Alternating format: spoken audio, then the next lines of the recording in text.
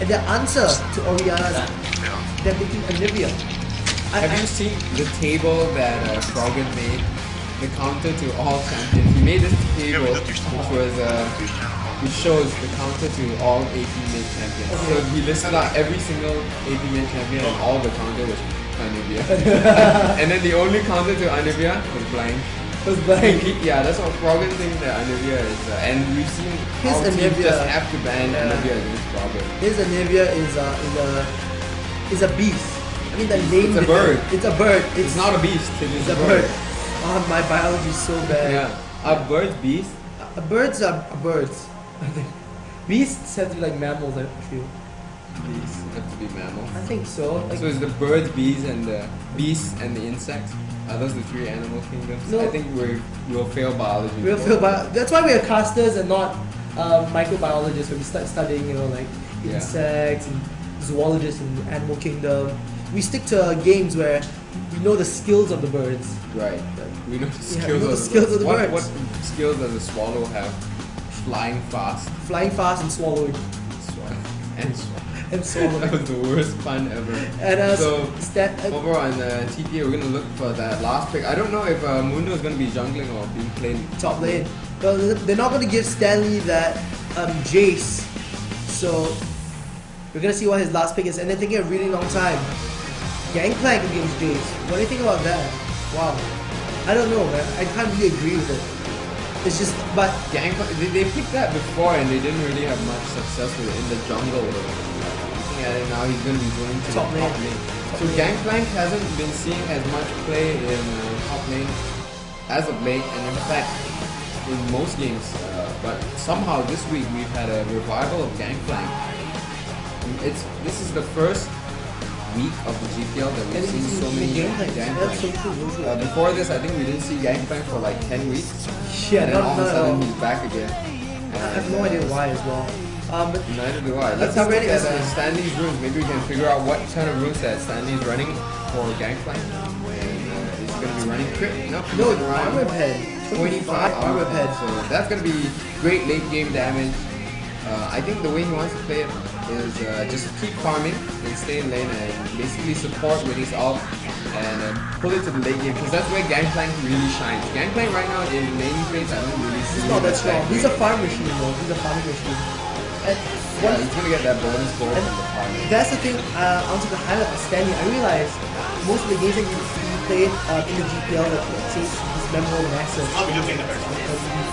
they're all farm type champions. He likes to go for it. If he runs this kind of strategy, it's definitely you're gonna see a sudden Trinity Force and or a sudden Frozen Mallet, and he's gonna just.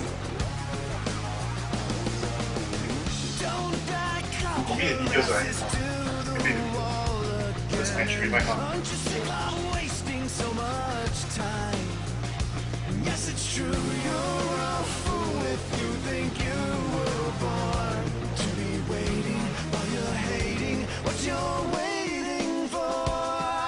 It's time to take a hold of what belongs to me. It's time to walk away with no apologies. Voices in the mirror struck quietly. I'm screaming back and holding on until my hands ignite the bleeding.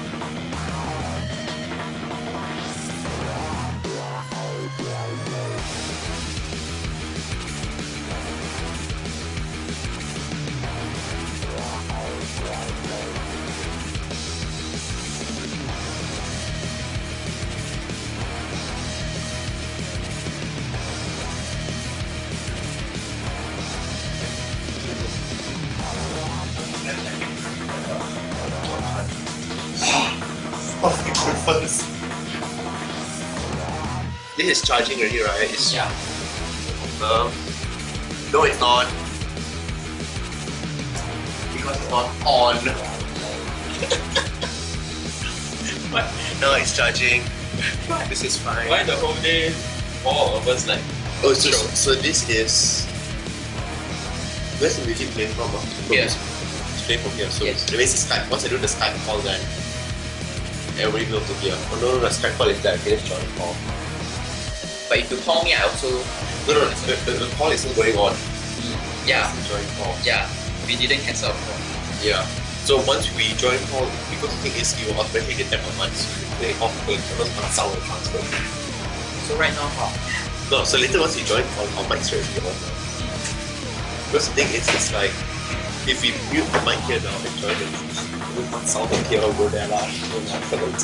What happened? So it's easier that they join Zimic join the call in. Yeah. Just once ready, then join the call lah. Yeah.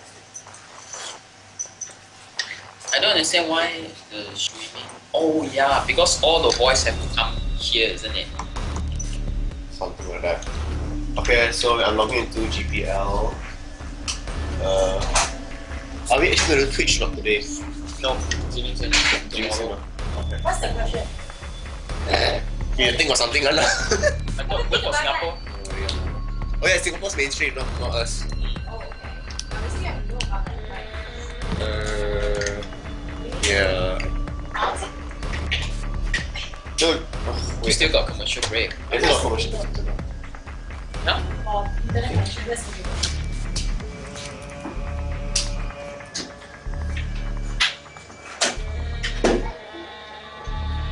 You need to start lighting now as well.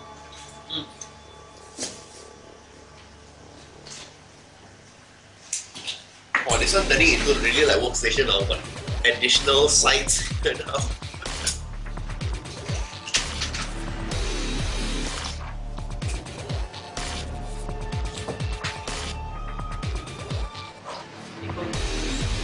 Is it too big or here is not big?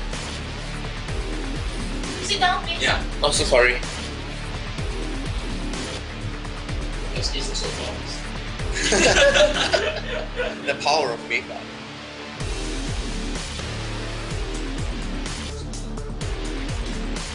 But the thing is, if we become smaller, it means that the frame becomes bigger, so the table will be captured in. It's fine. Oh yeah, we can tilt too.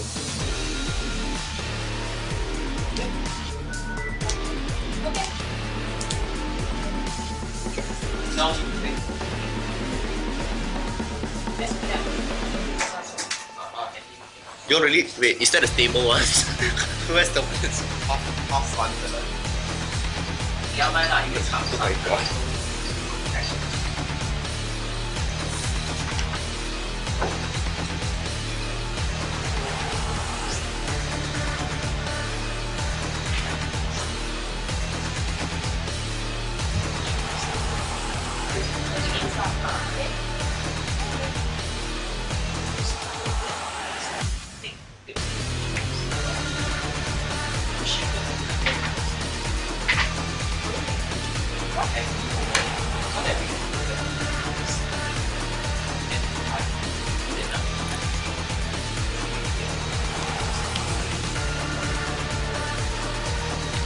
Now in coming weeks, so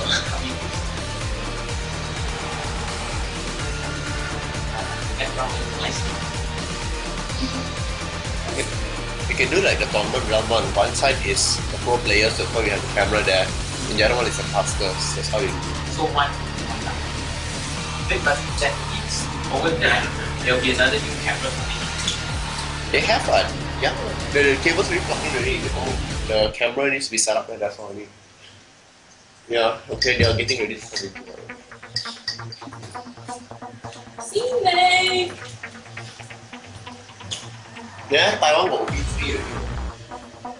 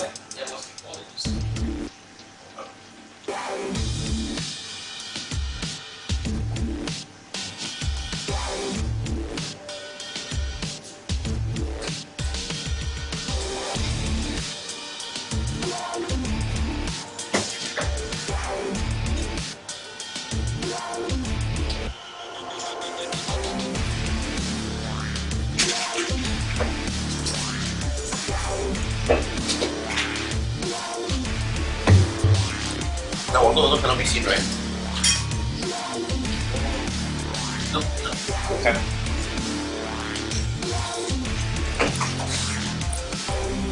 Hi Junie, thanks for bringing us food.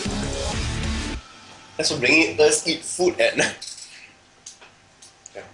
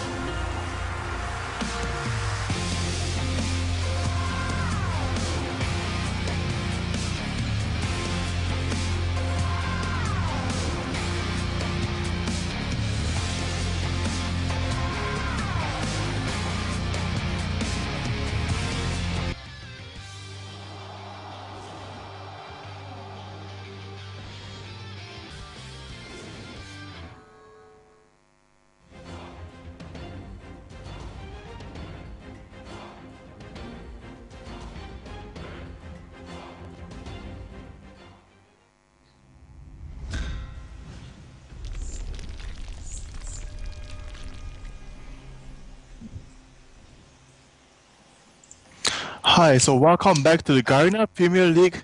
This is week 14 after a 2 weeks hiatus, so to speak, from all the G1 competitions as well as the Season 2 qualifiers at Da Nang. We are finally back live. Right And now, it's- And it's great to be back. I was about to say, I hope you missed us, but I suppose you want to ask people that missed us. Oh, it's okay. And so we are all the casters of today. I'm Teddy Tibbers, and joining me is... This is me, Sudo here. I know before this my name was Justin, but I decided to go with Sudo for the rest of the duration of things, as well as like on my Facebook page and things like that, to make things clear because people were asking questions and it's very difficult to explain. So yes, from now onwards I'm known as Sudo. And it's great to be here.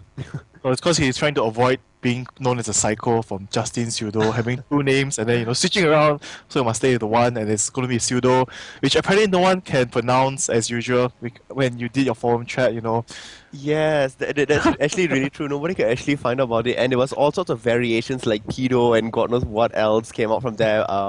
But it is indeed Pseudo and not whatever else you may think it is. So moving on for the events of today, as you all know, this is the Garena Premier League, the GPL. So before we move on, I'm going to give you a brief introduction on how these things works out. So basically, 6 teams from the Garena in Southeast Asia, together with Taiwan, we have they will be playing 40 matches, 20-week run tournament. And so now in the week 14, 28 matches has been played. 28? No, 26 so far. 26, Today will right. be the 2 matches. And so as you can see right now, there'll be 6 rankings, and the top 3 and top 2 rankings will be able to fight for best of 3 in the finals, and whoever wins will fight in the first ranking for best of 5 to finally be crowned the GPL champions for season 1. And yes, this is season 1, so you can hope to see more for this Garena Premier League to be improving and coming on about next year as well. So hopefully we will be seeing a season 2, and hopefully we will still be here casting for season 2 as well for the side of Malaysia. So currently, let's look at the league standings to see which teams are currently where they're placed up there. So after 26 games being played, we have on the top of the ladders TPA Assassins with 24 wins and 2 losses. We have Singapore Sentinels just behind them by 2 games, there with 22 wins and 4 losses. Saigon Jokers slightly behind the Singapore Sentinels, but pretty secure up there in the 3rd place spot with 14 wins. KL Hunters behind them with 4 wins, so that's 10 for them. Manila Eagles on 8, and at last placing we have Bangkok Titans there. So this is 26 games out of 40, so it's just slightly past the midway point. We do still have another 6 weeks. Yes. 6 more weeks to go, not including this week, and that will pretty much be till December. So even after the season 2 finals has been over in LA, and the ladders have been locked, we still will be going on here, and we'll be playing till the end of the year. Yes, definitely. So this is going to be very exciting. Right now, I believe everyone's hopes is on the 3rd placing to see whether Saigon Jokers, Combo Hunters, and Malaysia Eagles make it. But I believe right now everyone thinks Saigon Jokers will stay as a 3rd placing for now because of their magnificent play during the Season 2 qualifiers for Southeast Asia. Right. I mean, pretty much with the new players that have been adding in, halfway through this competition they added in Nick's Water, and then halfway through this competition they added in QTV as well. And they have been magnificent players, supporting the team, carrying the team along the way, and basically securing them the 3rd place spot at the moment. Definitely. At this point, I mean, these are like the MVP players of them. But from again, we look at season 2 standpoint of view, where they were crowned champions of Southeast Asia, and they will be representing the Southeast Asian region to the season 2 qualifiers in Los Angeles, which will be in October, which is actually in a couple of weeks' time anyhow. And their support, Junie, played extremely well. Junie, who originally was a jungler, now is playing a support. And we were talking about her a little bit more as we get into the game later. But yeah, I mean, it's really great. Did you say her just now from Junie? Did you say her? Him. There's this talk of him being gay and all, but it's still him. It's like him. I just thought that Junie was a girl's name, so I was like, oops, my bad. Yes, so I would like to give a high praise to Junie as well for switching from a jungler to a support. If you have seen him play those games, his initiation was perfect, his positioning and knowing where the opponent jungler was to saving his AD carry. It seemed like his map awareness overall was just amazing throughout the games during season 2 as well. So I hope to see more for today's games again. And before we move on to today's matches, of course, we're going to give you a brief announcement as well as our review on how the season 2 in Da Nang went. So the first announcement we have prepared for today will be the Proving Grounds tournament for Singapore and Malaysia. For those of you who have joined in, good luck to you guys. For those who have not, stay tuned for more tournaments. If you're not so interested in IRAM, there'll be more tournaments to come definitely. So for today, the highlight we would like to make will be the wager and win. That you're gonna if you predict the top 16 teams by tonight before 23:59 hours military time, which is actually 11:59 tonight, which is like in a few more hours, you stand a chance to win some IP boosts and other things to add on. So this tournament is actually quite big in terms of because finally those who win these tournaments over the weekend will have a chance to go to showcase themselves at the Garena Carnival as well as at the Garena Stadium that's being built right now in Garena, Singapore. I mean, that's definitely a really huge thing there. I mean, you get to showcase your talents not on the Garena Carnival where everybody else will be looking to see who gets crowned as champions there. But for those of you guys who will not be able to be participating in it, there is this tournament for wager and win. All you need to do is guess who do you think will, be the top seeded team up there. And you get to win. So, it's pretty easy. Just log on to the forums. You can look at the challenge brackets. They are up there. And choose who you best. Choose the best you think. And that's about it. It's really simple. Yes. I should go and do it right now. No, you definitely win nothing. Don't worry about that. Anyway, moving on, we also have the next event coming. I mean, it's not really coming up. It's been going on for quite some time. For those of you who have noticed it, it's a Keep Calm and Be Nice project that we have created for you guys so that you can be able to earn RP and win skins. Because we do know that it's a long-term project to promote better gaming community. So we started the stage 1 in late August and we'll end at the end of this month, the 23rd of September. Like we're trying to promote our players to be kind to one another, to help each other out, because we do know that you guys have been complaining about the trolls and also the BMs and things like that. Players being raging at each other. So we created this event. Hopefully, we can help to improve our community overall, and Pseudo should be one of them as well. I mean, pretty much this is a really good initiative here, and so far 95% of the players have met this criteria and they have been rewarded. But what's I think most interesting, aside the RP and the fact that everybody's being nicer to each other and things like that, is you get the Vancouver Amumu skins. These cannot be bought. These are really special, and it actually looks pretty cool. So I mean, this is definitely one of the more interesting things that you can get out of it. If you're not a rager, you stand a chance to win it. If you are a rager, you just need to kind of calm down yourselves. You don't need to vent out your anger and whatever else there. So Yes. yeah, it's pretty easy. It's pretty fun and simple for many people out there to actually do it. So yeah. And if you have not noticed on the forums, there's this chat posted where people have been posting their stories on how players have been quite treating each other better, quite nice to each other. You would see that there was a player talking about a ranked game where they actually lost a pentakill at the beginning at level 1, but his team did not give up and they just encouraged each other and pushed on to actually win the game. Well, they actually won the game in the end. So those are those kind of things, just being nice, being encouraging, being cooperative is actually can improve your gameplay overall, make you into a better player. And everyone can just enjoy the game so much more. I mean, that's the way how it should be. I mean, if you look at professional players, you don't see them shouting and screaming at their teammates. You don't see them crying or causing drama or say, you know what, I AFK, I'm gonna curse your family, curse your God knows what else. And that's something you don't do. It's something that, I would say is very, very immature, because if you're here to play a game, you should have some swordsmanship abilities. You should have, not giving up. You should have the spirit to actually continue, and that's what we want to actually see. And we have seen really good, interesting stories on this posted up on the forum about people out there. So if you do have a story about out there, share it with us. Definitely, we want to hear from you guys on what you think of how you have transformed yourself from a rager to a calm and collected person. Just like Pseudo, from a rager to a calm and collected person. He never was a rager. Anyway, so moving on, we'd like to talk a bit about the Season 2 review.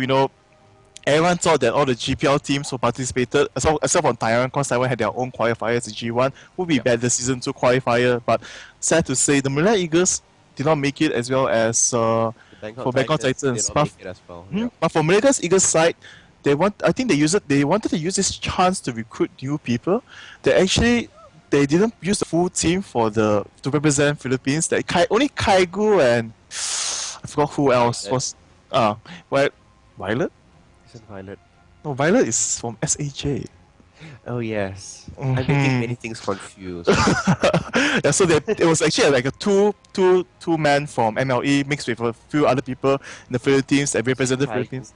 Kaigu is the main AP carry, he was part of it, but the second person I don't quite remember who. So they used short forms of the name, so some of you did not know who they were. It's actually KGU, if not wrong, or KG. Yeah, and also for Bangkok Titans side, fun fact to say that it was actually a team. We heard information there was actually a team that come back from studying overseas, and they saw this tournament and they joined in, and somehow they won. So I'm not so sure how that happened because you didn't watch the qualifiers or whatnot. So of course I cannot comment on that. I'm just giving you some news and feedback we got from overall for those people who were in Vietnam right there. So it's definitely interesting, I suppose, to see. I mean, it's definitely interesting. Like for the Thailand side, apparently it was a group of friends that had come back on vacation. They are Thai nationals, but they were living overseas, so they come back for vacation over the summer. They saw this competition, they joined it, and they won, and they went to Vietnam representing them. On the side of Manila Eagles, like you did mention, for the side of Philippines, Manila Eagles did not win the competition, but several of their members did go down to Vietnam with the team. What's the team's called? The one from the Philippines. Team Yeah, Wow. it was Team Wow. Yes, that's right. They did go down there and they were supporting. I'm not sure if they actually did play. They did play. Oh yes, KGU did play, which was a short form for Kaigu. So many people wasn't sure if that was actually the Kaigu or not. In fact, it was. So, I mean, it was pretty interesting to see that these two regions here are developing and that stronger and stronger teams are being built up there.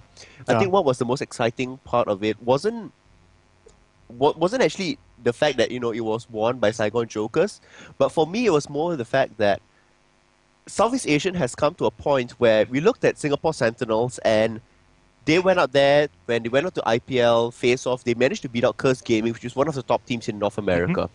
And now Saigon Jokers, has come up in season 2 to be the season 2 qualifiers champions for the Southeast Asian qualifiers, and they managed to beat out Singapore Sentinels. In fact, they have been doing a really consistent job on GPL here as well.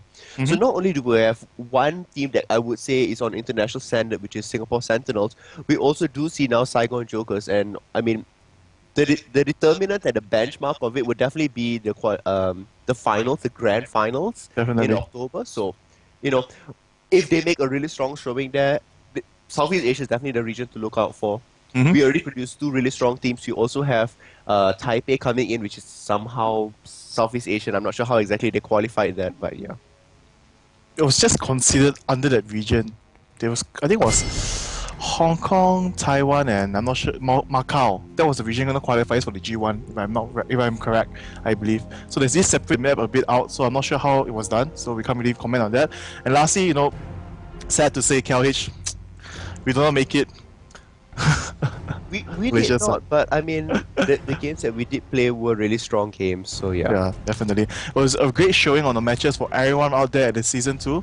So definitely, it's going to be very interesting to see how this progresses on. As you mentioned, how people will view Southeast Asia after this season 2 ends. Will it be an area or the teams to be watch out for the following season 3 during the championship circuit and things like that? Yeah. Yeah, I mean, definitely for season 3 as it's coming up now, we do know that Riot had already been released that season 2 ladders will be locked on the 23rd of October for North America. Unsure of when is it actually going to be for our servers, but that also means that just after the grand finals is done, there will be the ladder lock. And then season 3 most likely will be starting either perhaps maybe December or January or so, around that time. And it's going to be pretty interesting out there, so yeah. It looks like they have gone into Champion Select at the moment, so we will be looking to see what's going on in there. So moving on into the game right now, we're going to see actually the bans are going on actually quite quick for both of these teams. They'll actually ban out all the global champions for Singapore Senators. They banned out all the global champions for Vietnam, for SAJ. They took out Carter's, Shen, and lastly Vladimir. Not sure why for the last ban there. I'm not sure, but look how fast they're going through the picks. Alista was the first one to be picked up, and then straight away after that, it was Nunu and Ezreal, a really strong combination. Not only is there the increase of attack speed from Blood Boil, as well as the Essence Flux from or Rising Spell Force as well, the passive. from Ezreal, but they also have the combination of going extra slow with the snowball effect, and then onto Ezreal's Essence Flux onto the enemy. So it's pretty interesting. A very strong lane going up against Graves and Leona. Another kill lane as well. So one is more of a poke slow composition, and the other one will be going for high burst composition. The bottom lane right there for the Leona and Graves. If Leona just gets a jump in onto Ezreal or Nunu, they might be able to get a first blood instantly from there. It's going to be very easy with the buckshot and also the extra stuns, the extra damage from Sunlight, from the passive of Leona. It's going to be very interesting to see how Nunu and Ezreal, which is Violet, now Violet will be the jungle, which will be, Archie and Junie, how they position themselves for the bottom lane fights later on. And we can see the picks for the jungle, most probably going to be Maokai, as well as, Next Water once again going to play Lux, I believe. He played Lux during the Season 2 qualifiers, and he did a very good job in poking away the opponents, just slowly reducing their health even before the fights happen, forcing the team fights to be in the favor of Saigon Jokers even before it started, just trying out the spells. Let's put it here at max cooldown, which is 40% for Lux. That's a 24-second ultimate. That's an extremely fast ultimate right out there. You'll be able to use it twice in a single team fight. Definitely. I mean, even more, it depends on how long actually the team fight goes out there. So it's going to be really interesting here to see what happens. So we will see that the next two picks for Singapore side is actually Tofu will be using Irelia and Chawi taking up Gragas right there. But I'm not sure. I think it's most probably Gragas is going to go to Darkness instead of Chawi. Lately we have seen that Chawi has switched his role into more of a AD carry instead of the AP carry for Singapore Sentinels. So it's going to be very interesting to see. When we see QTV taking out Rengar, the last pick. Wow. When just to say, from what I know, yesterday KL Hunters was actually playing a practice match with Saigon Jokers, and they did play. In fact, it was this exact competition from Saigon Jokers. Yes. That KL Hunters played against yesterday in the scrim that Teddy and I were both watching, and it was pretty devastating. It was devastating indeed. Basically, what happened was that Next Water basically had a 360-degree view of everything and started poking away lasers, and it was ridiculous. Ezreal could position himself so well because what happened was that nobody knew who to focus. Did they bring down Lux first or did they bring down Ezreal? Because Lux and Ezreal are both pretty far range heroes, and with Maokai sticking to Lux, with Lux with her binding, Maokai's snare, the slow from Nunu and Ezreal, it was as if it was a two-prong attack always, and with Rengar hiding in any sort of bush or turning invisible with his ultimate and bursting down heroes, it was ridiculous. It was like a slaughter fest. Yes, and Rengar is like the new Twisted Fate with about level 16, I think about 70 to 80 seconds cooldown, I think, for the max cooldown reduction, but with 4% cooldown reduction, it's about 46 seconds. I need to do some calculations for that to find out. Yeah, but I think you are right with that. That's actually pretty accurate with that. So yeah. And also to add, QTV actually plays an not really AP Rengar, but actually he plays more of a spell penetration, more magic based, but it doesn't go for any AP build at all. So actually we're actually going to go back to the champion selection. It was actually a misclick. I was going to look at the runes and masteries for QTV right there. It's going to be very, very interesting to see. I did see it yesterday, as you can see, it's going for movement speed and spell penetration, flat armor and flat magic resist.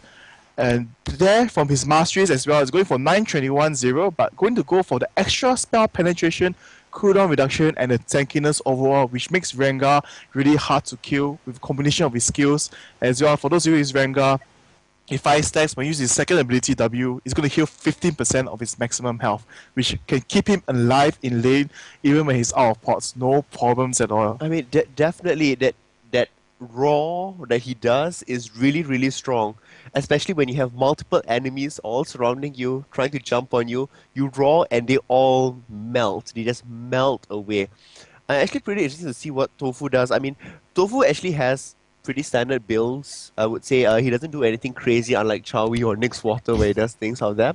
And yeah, it is perfectly the same, but going for flat magic resist instead of scaling magic resist should be pretty interesting, especially since at the very starting of the game, QTV already has so much of magic pen to counter that. You can see right now for the the mastery is a bit different than the usual for Irelia. I'm playing a 9-14-7. Going to take mana regeneration, there's armor penetration, attack damage, and attack speed, and also for the health. Yeah, I mean, it's definitely very interesting to see that it is 9-14-7. This had been something that was done, I would say, almost close to a year ago. When it first came out, when people were just trying out, tanky tops and things of that sort, they were kind of going with this. So I'm not sure if this is actually going to make a sort of comeback, but I'm pretty sure they have something, lined up here for them. It's pretty interesting to see that for Saigon Jokers, they are going for a sort of poke composition, bringing people down. And then for the side of Singapore Sentinels, they have this sort of team-centric fight where if Gragas does not land his cast down well, it's kind of a waste. Yes, definitely. Yeah, so... But is it going to be a fight of cooldown reductions for Gragas ulti? Because, it's like 40 seconds? Or is it 34 seconds for the max cooldown reduction right there? Max cooldown reduction for Gragas, it's I think 48 seconds long at 40% at level 16. No, I mean, Gragas is also the other champion, but in the two team fights, you use it to poke first, and later when you finally want to engage, you just go in one more time and push everyone out to do maximum damage. But for Lux, it's more of a far safer range, and it's actually more painful in my opinion when you see it happen sometimes. It's ridiculous. You see the line, and then you see death. Yes. Oh, it's like... That's what it is. So yeah, it's just what it is. So right now, the game actually begun, so we're going to move into the game right now. We're going to see them all quickly buying items moving out, and we can see that, Chawi actually being Chawi, I would say, he buying his original build for Gragas, I would say. He's actually going for the Doran's ring right there. Because he knows that he's able to heal his health by spamming his abilities, so the magic realization is much more important. You can see right now they're actually both teams moving into the mid lane right now. It's going to be very interesting to see. Kailing is Kailing is actually playing today, I just realized. He's actually playing. Yes, Kailing is playing today, in case you did not realize. Okay. And it's pretty interesting. Yeah, I mean, I like the Gragas skin. It's Vandal Gragas. I like the fact that he throws a keg of beer at people and it explodes. It's just amazing. It looks like the teams are posturing for the side of Singapore Sentinels. It looks like they are going for the invade. And the side of Saigon Jokers, they are all scattered. Actually, Nick Spotter being the only one on the other side. Oh, we do see that luminescent orb being thrown there, so he does know what's going on in that bush. And all that things are going off there. Trying to find out if Nick's Water will be doing anything, but Nick's Water will be going back into lane, trying to be a little bit safe, and looks like Singapore Sentinels will not be getting anything, only perhaps the blue, but looks like they will be backing off as well. They're actually going to back off and move back to the lanes. They're actually going to stay for the blue, and we actually from where the position of how everyone is standing, Saigon Junction is like, yes, they're going to stick to their lane swap strategy right there. You can see Lux actually still at the bot lane, and wow, Vanguard actually for opponents for Saigon Jokers actually going to take the blue as well for Maokai. No problems at all standing together and waiting for it to spawn, but not going to engage on the wolves because I think Violet does not want to take too much health reduction right there. So actually it's just going to be a counter jungle for both sides, but it's going to be interesting to see whether they clear off the whole blue minion creeps. I think it would be, but then again, look at that Tofu getting so low so very quickly. QTV not even taking a single hit, and it's funny, Nick Potter just trying to poke away at Kailing there. Kailing did go down pretty low, and that the small lizards will be cleaned up by Nick's Water, no problem, so there's not much of a delay or anything there. And Chawi, I would like to mention that actually Chawi, to counter Nick's Water, actually took teleport instead of his regular ignite, and as soon as he saw that there was a lane stop, he just teleport down to bottom. So right now everything has been swapped, but teleport has been used by Chawi, so it's going to be an advantage of Saigon Jokers. Nick's Water still does have his... Look at that damage by QTV, just pushing Tofu out of lane. Tofu forced to use pots. And he already has used one pot as it is, and he's still at half health. QTV being able to farm, denying all the extra experience to Irelia, to Tofu there. I don't know how well it's going to go for Tofu now. We did see, look at the Bola shot, slowing him down even more further. And more damage is going onto Tofu. Forced to use another pot and still at half health. This is not looking good for Tofu whatsoever. Yes, sorry, this just now was more interesting to see. I thought like Nuno was actually going to try to steal the red buff right there, but she's just moving to steal some of the gold from the bitter minion right there, and it's going to be very interesting. Like, this is the strategy that actually we saw in the Season 2 qualify the last match that Singapore Sentinels tried to perform, so to speak, the Nunu stealing all the jungle and reducing the EXP gain for the opponents, and it seems that, well, right now, Singapore Sentinels will be doing the same thing. That is so devastating. What we can see up there is that from the side of Singapore Sentinels, I read with 11, Rengar with 13. There's not much of a difference there, but look at the amount of damage Tofu is taking. Tofu will have to be forced to go back soon. And that's when Rengar can go up there, get that extra CS and farm up. Tofu is already teleporting out there. Nothing much can be done for him. And this is when QTV on Rengar is going to farm up. Mid lane looks like something may be going on there. Archie just trying to shove the lane a little bit. Archie did an excellent job against Shawi when he used Kenny in the Season 2 qualifiers, and at the moment we see Nick Water and Gragas at the bottom just farming it out with the two of them both with really strong AoE spells, and then they scale really well as well. So I don't know what's going to happen at the bot lane. I think it's going to become a passive lane of farming. Gragas could body slam in luck to just bind him out and move back really safely, so I don't know what's going to happen there. But in terms of team composition and how everything's positioned, I don't think that meant that the junglers are actually not going to gank until quite later, maybe in one more minute into the game after they finish clearing every single thing in their own jungle, because it's actually moving to a more passive phase where the lanes are supposed to fight it out and dish it out, because the wards are all placed around the map already, and top lane wise as well, Arena has gotten a ward down on his rush, but for Rengar, he has 2 wards, one at the opponent blue as well as at the lower area here. They're going to see Alistar moving. If being difficult comes off from the back, we can see right now Judy being very sneaky, going to try to steal wolves right there after when his ward is up, straight away moving in position. Another interesting thing is that Kailing already has oracles.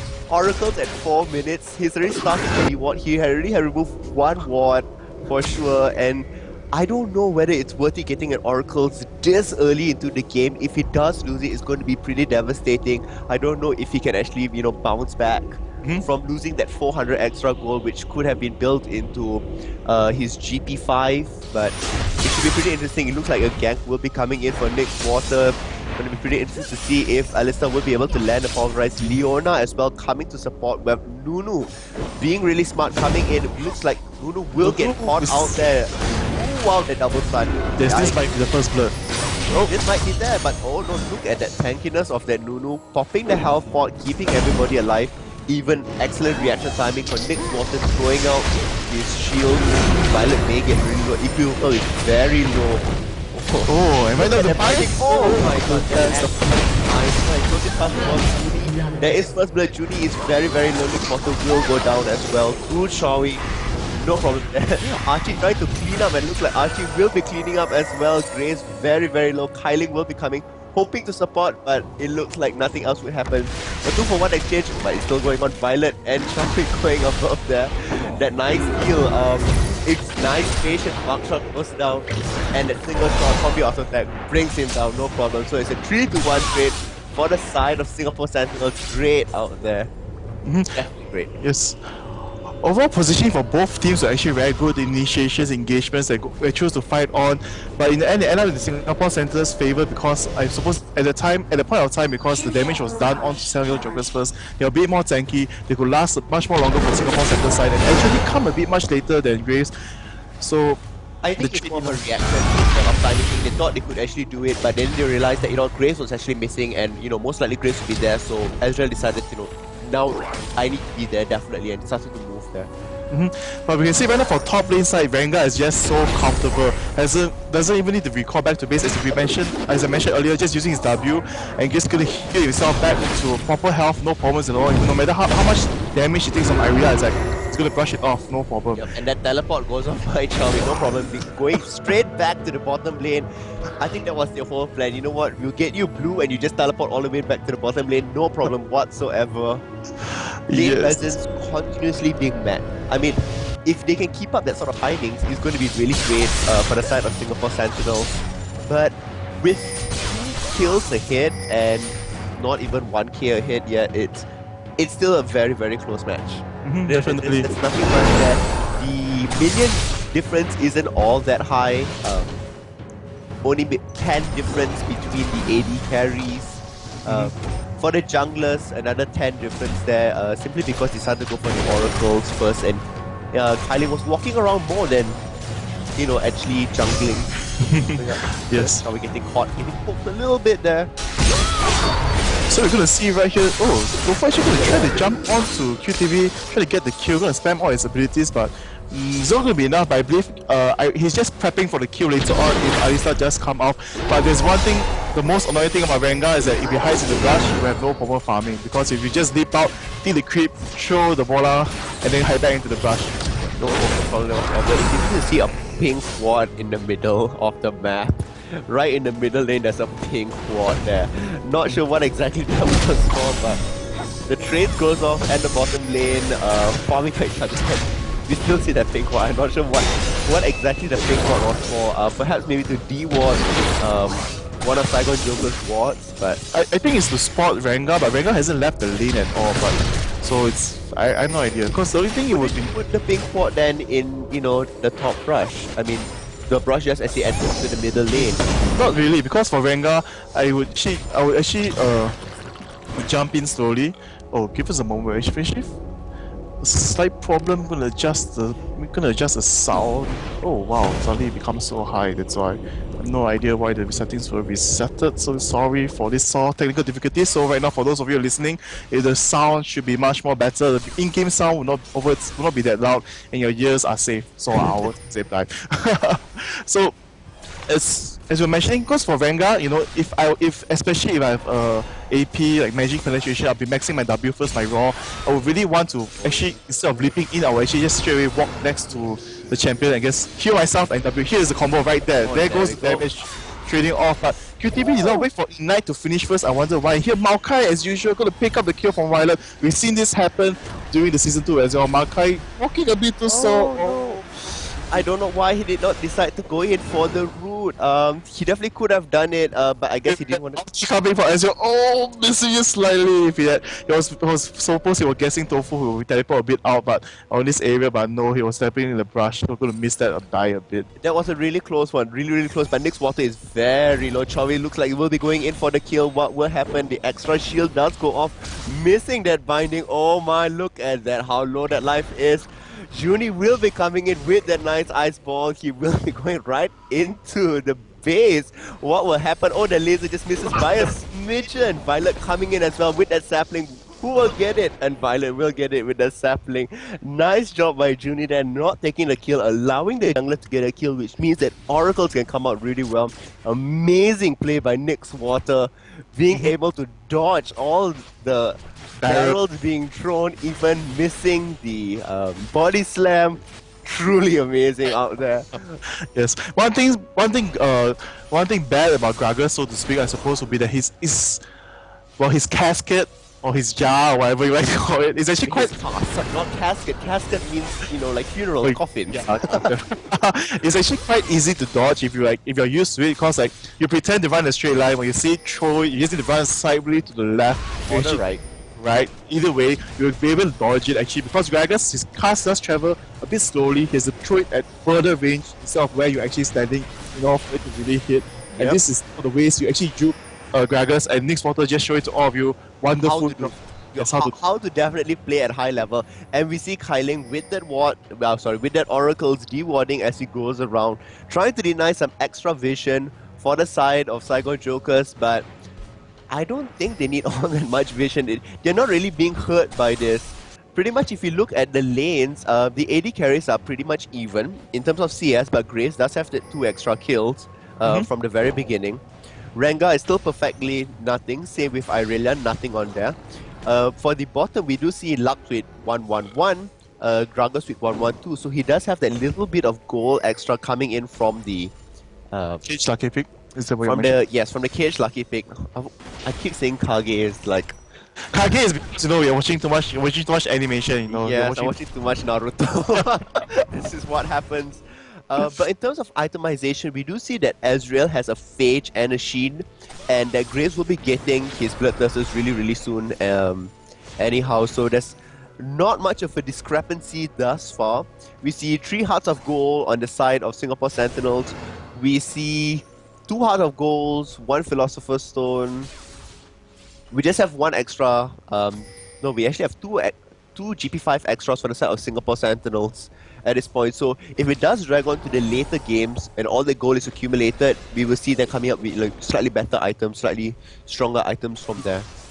But at this point, not much of a difference. Yeah, but I mean, in terms of the GP5's mentions, like sometimes it really depends on how well you transition the late game. If you really can't farm up at all and you're losing the lane a bit too much, the GP5 sometimes really does not help out. It would be better to get some items that will help you win against the opponent in the lane more so ever. Like you can see Rengar right now with the Sunfire Cape is just gonna push this, just push Sofa around, no problem at all. The extra armor, the extra health.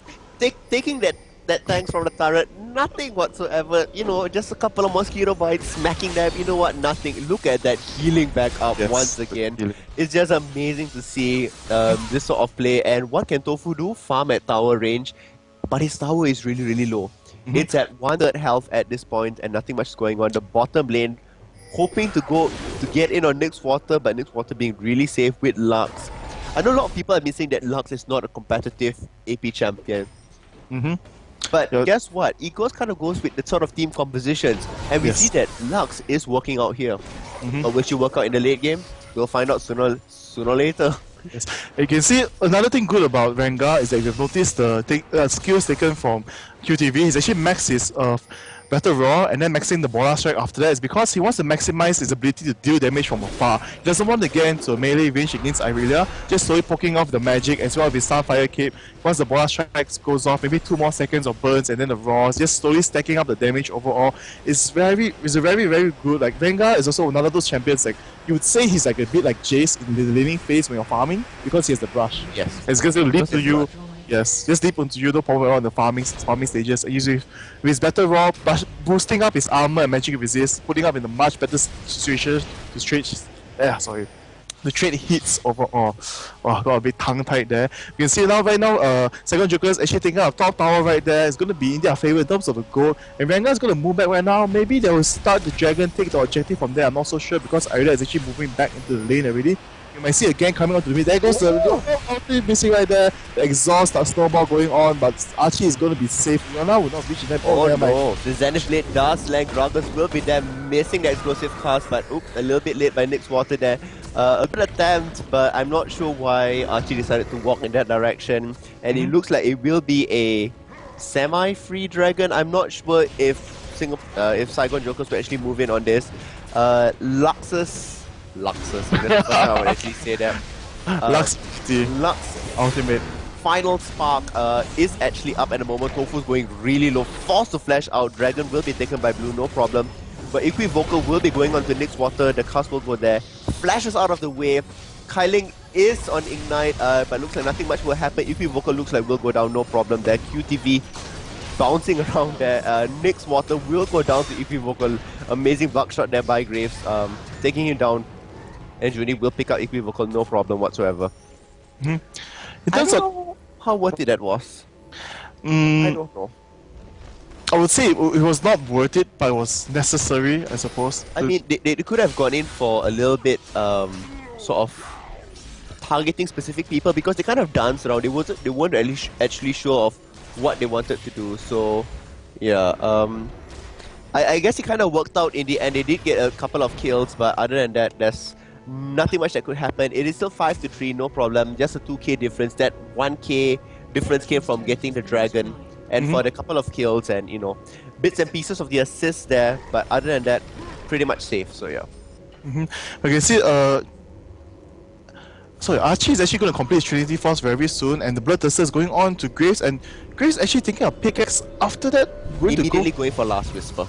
Yes, but immediately for Last Whisper. This is what many people have been doing now. They, instead of going for the Infinity Edge or things of that sort, they either go in, or the Phantom Dancer as well. They rather go in for the Armor Pen because it hurts so much in the mid game when people don't really have that much armor. You're able to burst down Lux even more, especially with the bug shots and things of that sort. Just a couple of hits and she instant dies. As compared to getting a Phantom Dancer where you don't hurt as much, but you need to be continuously hitting. So they'd rather go for strong hits than sustained hits. And this is what we actually see going on in North America as well, so yeah. So it's will be interesting to see how it works out because Maokai is base stats with Nunu as well are more tanky, plus Rengar with his Sunfire Cape, it might be a good choice to get the last Whispers first instead of Phantom Dancer because Graves does have his quick draw which does boost his attack speed by quite a bit, which is actually enough for most of the time in the early stages of the game. And we can see right now the blue buffs, after the second blue buff actually went to Chawi, the third one went on to Graves in the mid lane because it was being pushed back by Ezreal. They once again gave back the buff to Gragas. But one thing good about Nyx Water I suppose would be in the style that he plays, he does not need the blue buff at all. He can give it to anyone else that needs it. Actually, that is really right. He does not actually need the blue buff. Yeah. He can just pass it on to anybody out there and be like, no problem. So right now we're going to see Rengar going to be much more aggressive. I believe he's going to try to push the top to force the three team fights in their favor to pull everyone away. We can see a gang going on. This, as you mentioned, the brush right there, the friendly place for Rengar. Rengar's favorite place, the brush. But look at the CS difference between Rengar and Irelia. It is quite significant at this point in the stage. So, but now Tofu does not have his true damage anymore. It's actually going to be the favor of QTV. QTV hunt. Actually not going to jump in. Actually going to fall back. Well, they still are trading up there, trying to be a little bit safe from each other. QTV still at half, and Tofu at half as well. But Tofu has been using his pots up there, so ooh, I don't know about that. I believe QTV decided not to jump in because he might be baited by Alistar. We can see the lane's being pushed by Leona. Oh, what happened to Graves? Graves actually going to farm the red buff right now. I mean, pretty much nobody's being in the middle lane, so you know he can go in to get the red buff. No problems there. I mean, this is the punishment of what happens when you go for early oracles. Alistair is on 61, Maokai is already on 70 plus. Now, Alistair has 2 GP5s, Maokai has 2 GP5s and is already about to finish his Aegis of the Legion. Yes, and we saw right there, Gragas and Alistar actually trying to catch Maokai with the oracles right there, but they failed. And here, Leona's ulti once again not really landing in the correct position and very well flashed by Archie right there, saving him from the explosive cascade, pushing him away instead of to... Okay, sorry, the cask, wow. I have no idea why. Make a Gragas skin that somehow deals with coffins and it'd be like amazing for you. How to know that could be the Halloween skin, but... There it goes on the ulti by Lux, trying to poke them down, stay away from the tower. Shawi getting caught at tower range, being poked down a little bit more. Bola shot does go down, and look at that trade between QTV and Tofu. No problem whatsoever. Tofu forced to use his ulti, try to get something out there. And with all the minions down, Irelia's going to start taking minion damage. But we do see Singapore Sentinels his coming in. Nice ultimate by QTV there. Preventing him from getting hit by anything. Ooh, just barely missing the Ezreal ult, but oh well. Yes. I think it's not tanky at all. I mean, he did spend all his money onto buying the early orcas, and he was a bit slower in the jungle, as Nunu did try to devour as much creeps as he could. So it's going to be very hard for him to build up on items a bit tanky, but you can see instead of Maokai with 75 CS, even though with just 2 assists, he has 2 assists and 1 kill, he has the 2 GP5s add-on with Aegis of Legions already. It's just, I mean, he's just a bit that much richer, but he's that 400 gold richer, and that 400 gold actually makes a lot of difference in terms of snowballing the effects. Also because Maokai got their GP5s a little bit faster, so he started collecting gold a little bit earlier. And I don't know, I mean, if Singapore Sentinels is really centric on having these late game, super huge team fights where everybody's present and, you know, multiple AoEs are going off, I don't know if they can transition that late, because what's happening now is that Saigon Jokers is kind of starting to win out the whatever lanes they are in. In the top lane, we see that ganks are needed to stop QTV, and looks like the teleport will be coming in from Lux by Nyx Water. Will Equivocal get anything out? The Zenith does go off. The solar flare, but a good flash by Nyx Water and the laser. And right now, Rengar hiding a bit, waiting for his chance to jump back into the fight and heal. And wow, actually right now mid lane is going to be a fight between Violet and Chawi. And here we saw the Ezreal ulti there, Nunu ulti going on, doing so much damage, taking it down one by one. And here Graves goes down as well. Mid lane is a bit sad for Saigon Jokers. They did lose their oracles right there, and right now going to move into this fight where Tofu will be going down as well. The hit by Power Bites combo does go down, but Kailing being at least now with no way to run, move out, it's going to trade off oracles. It's going to be a trade in favor of Saigon Jokers right now, 4 kills to 2, and they might push down this mid lane depending on how well they want to how much they wanted. Sorry. They Or the definitely can dragon bring will it be down. out. I mean, it was really great. Look at that Junie taking some huge damage, but landing the ice ball onto Chawi. Chawi being forced to become extra slow, but Gragas has an inbuilt healing system. He just needs to drink his beer and, he heals up from there. Sadly, that doesn't happen in real life, but you know what? Oh well, that's life, I guess. Healing of vitality, and also to not to forget Dragon and Zap. So I believe they will be trying to force the objective, or if Vanguard is actually just going to try to move back to the top, going to pressure Tofu even that much more. Even though you can see he does have that one death, he has 3 assists, but in terms of itemization, he doesn't even need to upgrade the boots, and he's almost at Trinity Force with his Sunfire Cape as well. But Tofu with his 2 GP5s and his Trinity Force, catching a bit up on the farm, and with the GP5s helping it out in gaining the money, it's going to be quite fair for the top fights right now. I mean, if you look at overall on what's happening, Rengar is trying to be a super late game carry because that's pretty much what he's like, staying in lane and farming up. Looks like this dragon will go uncontested, no problem whatsoever. The Ezreal ulti a little bit late. So far, all the Ezreal ult have either been off by a couple of centimeters on the map, or they have been a little bit timed, a little bit too slow. So there's either way, 2 ways of looking at it. Yes. So what's happening here is that it's 7-7, the 3k goal lead to the favor of Singapore Sentinels. Now 2k of that goal lead actually goes to the Dragons that they got. And it's only this 1 extra k which actually comes in from majority of the assists. Oh yes, majority of assists. I was about to say one more tower, but it's actually at 1 and 1. I missed that. 1 and 1. Ooh, Kailing forced to use his ulti there to dodge that blinding laser from Lux. So yeah, I don't know. So right now, if Saigon Jokers do plan to push in, it's going to be in their favor, because Kailing does not have his ultimate anymore. If he does hit bar Power Vice, does do his CC combination, but he's going to be taken down very quickly after that, as he is not tanky at all with the overall item builds he has. And right now we can see, I think SAJ is going to try to push in the mid lane right now. Vanguard actually waiting at the side, for those of you who did not notice, actually waiting for his right timing to jump in. He has his 5 stacks ready. It's going to be very interesting to see how this team fight is going to happen. Is it going to be a 2-punch attack for both sides, as Alistar has returned to base, but they do not have a ward that spots it. Chawi actually teleporting, going to move back as well. Not sure why. I actually like the fact that Rengar went to check out Blue to see if Blue was there, just so that they could, possibly steal a buff while everybody was focused on mid. And if you look at Saigon Jokers, they are not spending all their time, all 5 of them, in mid, as what Singapore is doing. In fact, once they realized that, you know what, this is a little bit too long for us, they all decided to go back to their lanes, get a little bit more farm, and this is like this small little things that team communication actually works out. They realized that, you know what, nothing's going to happen here for the next 30 seconds. You could kind of walk, get some few extra CS, get some extra gold, and we can convene back here, which is pretty much what they're doing now. The few of them that did go back, they start to rotate mid, whereas Maokai goes back, Nixwater comes back to the mid lane and starts pressuring as Singapore Channel starts to move back. Looks like tower goes down, no problem. Catching 2 people out there, Kailing, solo Kailing goes down. That just goes to show that amazing power of luck. Yes. But what happens now is that when she doesn't have her ulti up, she's vulnerable. Yes. Very, very vulnerable. And also to mention, so Singapore is actually going to try to force the team fights overall. Sorry, actually moving right now, we can see that she's going to jump out the kill onto Tofu right there. The missing, ulti also missing, and here comes the Gragas. You'll be able to save Tofu, I believe. And look at the damage. Wow. Oh, that was badly placed. Wow. As well. That darkness getting that double kill onto people. It was the explosive cough basically that threw the whole team into disorientation. Rengar couldn't really escape because Grace was just right behind her, coming in with the extra damage to deal. So it didn't go in favor of Saigon Jokers. Great job on Singapore Sentinels, following up on a team fight.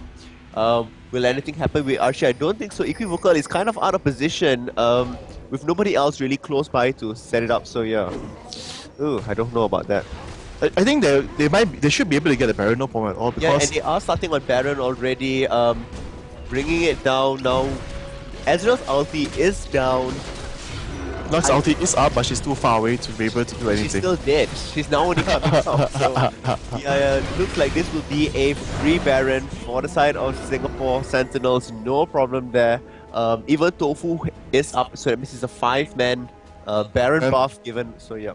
And this is a mistake, so to speak, for Saigon Jokers. I think they did see Gragas teleporting in, or I'm not sure whether they noticed it or not, but they still decided to jump in. Oh, never mind. As we were talking, we can see there goes Chowie bursting down Junie instantly, no problem at all. We can see now actually could be in position, but wow. They just dodged the last ulti and Ezreal ulti by just using the body slam as well as quick draw away. And now Maokai is actually going to root and force the fight here, and yes, they take down Chowie. There goes a shutdown onto Chowie. There goes to be they remove one Baron buff. It's going to be much more better for them overall. You want to actually take down the Baron buff for mostly the AP carry and AD carry, as they will be able to dish out the most damage from further range. Definitely out there, and Tofu looks like he was poking at the middle tower, not being able to bring him down. At this point in time, we see that Graves has a lot of extra CS. It's 266. With Chowie as well, 260 over. Yeah, we do see like the itemization. We have Bloodthirster, and he did not go for the Last Whisper. I believe he saw that their team was in an advantageous position. Like they got the dragons, they were winning most of the team fights in the stage, and he got a lot of the kills. And yeah, he just we can even just check a look at his goal, and I'm pretty sure. I mean, he has 6 kills, so that's a lot of extra goal. That's 11,000 already for him. Chowie with 11,000 as well. That 5 kills and that 4 assists being out there. On the side of Nick's Water, the second Joker's there, it's only about 7,000 because there are a lot of assists, very few kills, and that's what's making the difference here. Is the amount of kills. The kills are spread out for Saigon Jokers, whereas the kills are very focused on Singapore Sentinels. So like you mentioned, if they're able to bring down Chowie and bring down Darkness several more times, Singapore Sentinels is going to be in big trouble. Yes. Because they don't have their carries that up there. And we're actually going to try to dive onto QTV right there, and he gets pushed out of the tower range, and wow, QTV playing very, very safe, moving into the crack position, actually going to juke the whole team right there. And sneaky Rengar. And no, Tofu is actually not going to chase him down. They're actually going to force push the top lane, but we can see the mid lane going down. Rengar is actually going to meet up with his teammates. They're actually going to force this mid lane going to go down. Actually going to move into the third turret in the mid lane as Ezreal is moving into position. Kylie is coming from behind because he does have the boots of mobilities in the situation where he wants, and the ward does spot him, so they're going to push him away. Maybe or nope, they're actually going to fall back, going to move, choose to go for a more safer choice. As if they get Clam from the back from Alistar, they're going to push everything into their favor for Singapore Sentinels. So right now, once again, everyone's gathered to meet. The dragon is up. Violet throwing saplings to scout out the area. I think there's going to be another dragon for Singapore Sentinels, and it pretty much looks like Junie is going back. Next Water does have his ultimate Archie as well, but the dragon's going to go down, and this is the 3rd dragon in a row. This is starting to look like IPL face-off where Singapore Sentinels dominated every single dragon out there. So this is 3 dragons and 1 Baron to the side of Singapore Sentinels. They are looking really good, but I'm not convinced that they are going to win this for sure. Yes, definitely. Because overall, as you mentioned, right now for Singapore Sentinels side, only the carries are really fat. Yeah, but for the bruiser side as well, the support as well as the jungler, Next Water. Oh, actually very poor. That. If vocal going very low, it does go down. No problem there. Once again, this is the 3rd time that Junie has managed to land a full ulti. Nobody wanting to stop him. Kylie not wanting to disrupt him whatsoever. Archie looks like he will be able to double kill. Will he get the triple kill? Will he move forward? Tofu trying to dash into the Nyx Water. And looks like Tofu will be able to get the kill. Violet now taking some extra damage, but Tofu does go down. No problem. So it looks like in terms of kills now, it is in favor of Saigon Jokers. Great job there by Archie, and this is what's happening now. Archie is getting the kills. Archie has 7 instead of Darkness 6. And this is starting to look really good now for the side of Saigon Jokers. What we talked about earlier was that you get 1 core item and the Last Whisper, and true enough, that's what Archie did. He did get the Last Whisper. That's how fast Graves went down. Even Graves with his passive True Grit, it didn't really help because the Last Whisper tore through it. He just tore through it. Definitely just not enough at all. And we can see the Archie is slowly going to farm out his Bloodthirster, and maybe the last should go for more defensive item for Guardian Angel after that. And we can see Grace also going to pick up on his Last Whispers. And everyone on the Singapore Sentinel side, I believe the itemization for the jungle and for the support is actually more on forcing the team fights to happen, because both of them have boosts on mobility as well as Shredder Barrier. So they really want to get into the faces of opponents, throwing down the Power Hit Bot, Power Rise, as well as the Solar Flare, instantly going to disable the whole team. And then Vegas throwing his cask, explosive cask, no longer casket. Gonna push everyone else into their side, into the fight of their favor. And we can see right now, I think next water gonna build up on his cooldown reduction. Does have 15% right now, plus 4% for the mastery, should be at 19. It just needs another 21% so they can shoot lasers all day without any problems whatsoever at all. So, yeah. Lasers is good. Lasers is never bad. The only thing bad is the name changes they have. Okay, right now I believe it's called, let's see, it's called Final Spark from Finalis Falkland? It was just a little bit too difficult to pronounce, and like all the casters were like cringing whenever somebody used Lux because and that was the laser, as we mentioned. the laser. The Final Spark. I'm not sure actually why it's called a spark. It's more like a rainbow, so it'd be like, I don't know. Maybe they should have an Irish-inspired Lux skin. That should be pretty good up there. So yeah. So actually, SGS gonna force a fight actually all in mid, and while Rengar is actually at the bot lane, he's actually gonna try push it down and then only return to the base. So we're gonna see how this team fight turns out for Saigon Jokers, because they are one man down for the next 10-15 seconds or so, and we're gonna see whether they actually gonna try to rush in, but nope. They're actually gonna play safe and fall back, and they know that Baron is actually gonna come out soon in the next minute or so. So that's why they are just moving for it. And there goes another laser right there. Those wild random lasers piercing through the forest. So random. But this is what happens, is that they can slowly poke and wither them down. And they are forced to use pots, or forced to heal up, by going back later, which means that Alistar has to use up his mana, he has to use up his cooldown, and that can come to, benefit when it comes to a random team fight.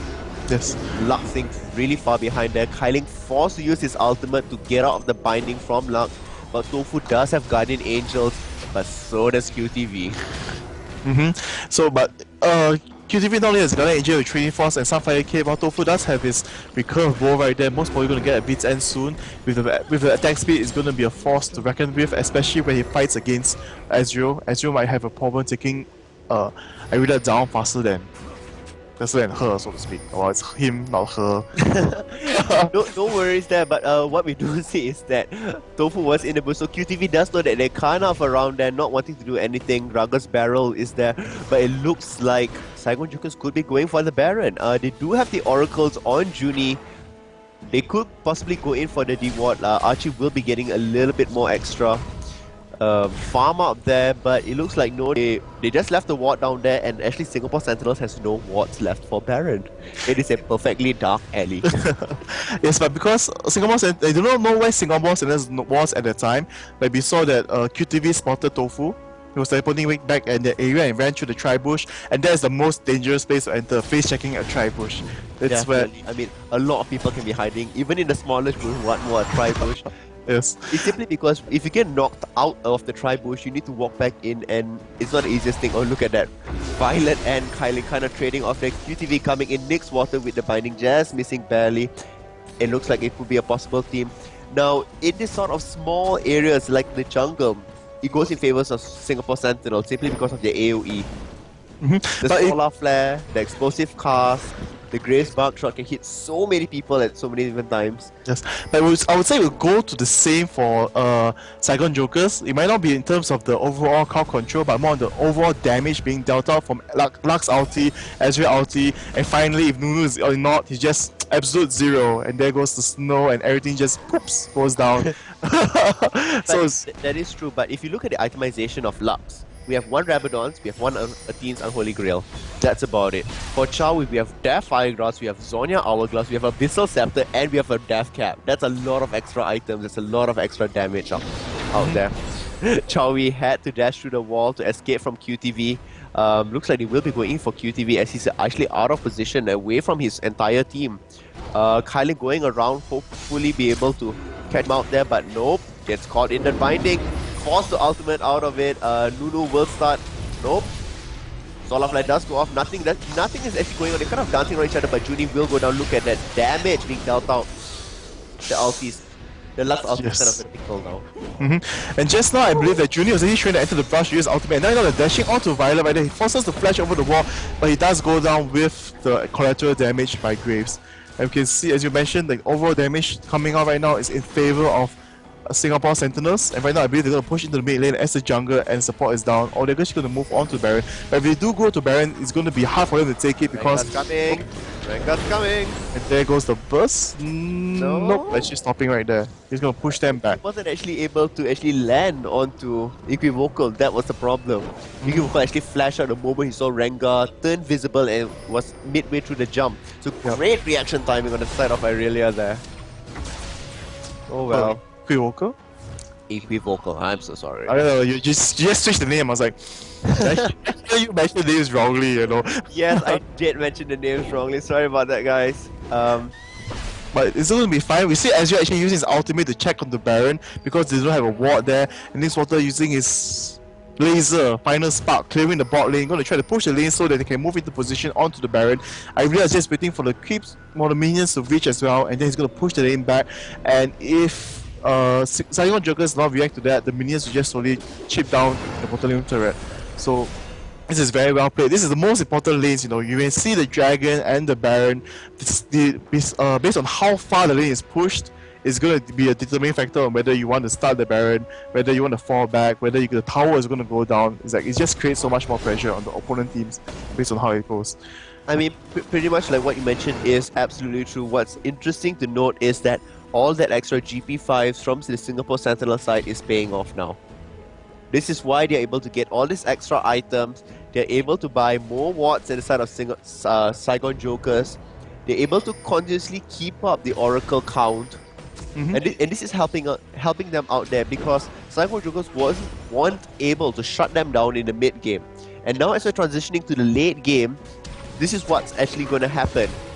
My prediction is that unless Saigon Jokers, I'm sorry, what am I saying here? Saigon Jokers can actually do a Baron steal and perhaps maybe a ace, they're not going to win this.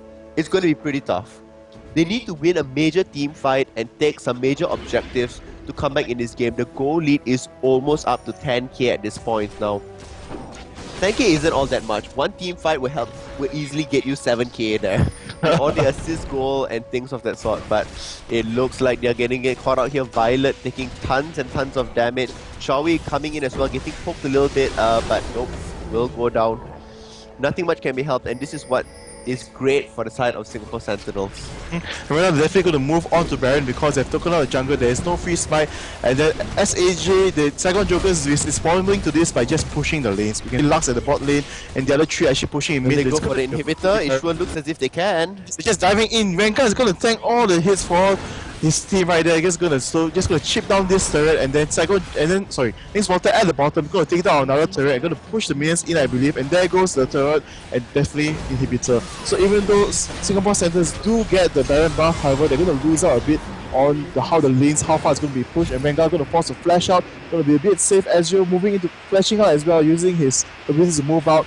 But however, in terms of getting the towers, in terms of getting the inhibitor, they did do well in getting all the objectives from there. I don't know how worth it this is, simply because I have never actually calculated this out.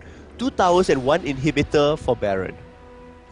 I mean, definitely it will not be so well, so to speak, because the Baron buff does play a large role in how well these team fights will be portrayed and how well be able to tank more for the regeneration. You can see right now, I really am not going to care about the tower. I'm just going to tank some hits because they have the better Baron buff regeneration right there.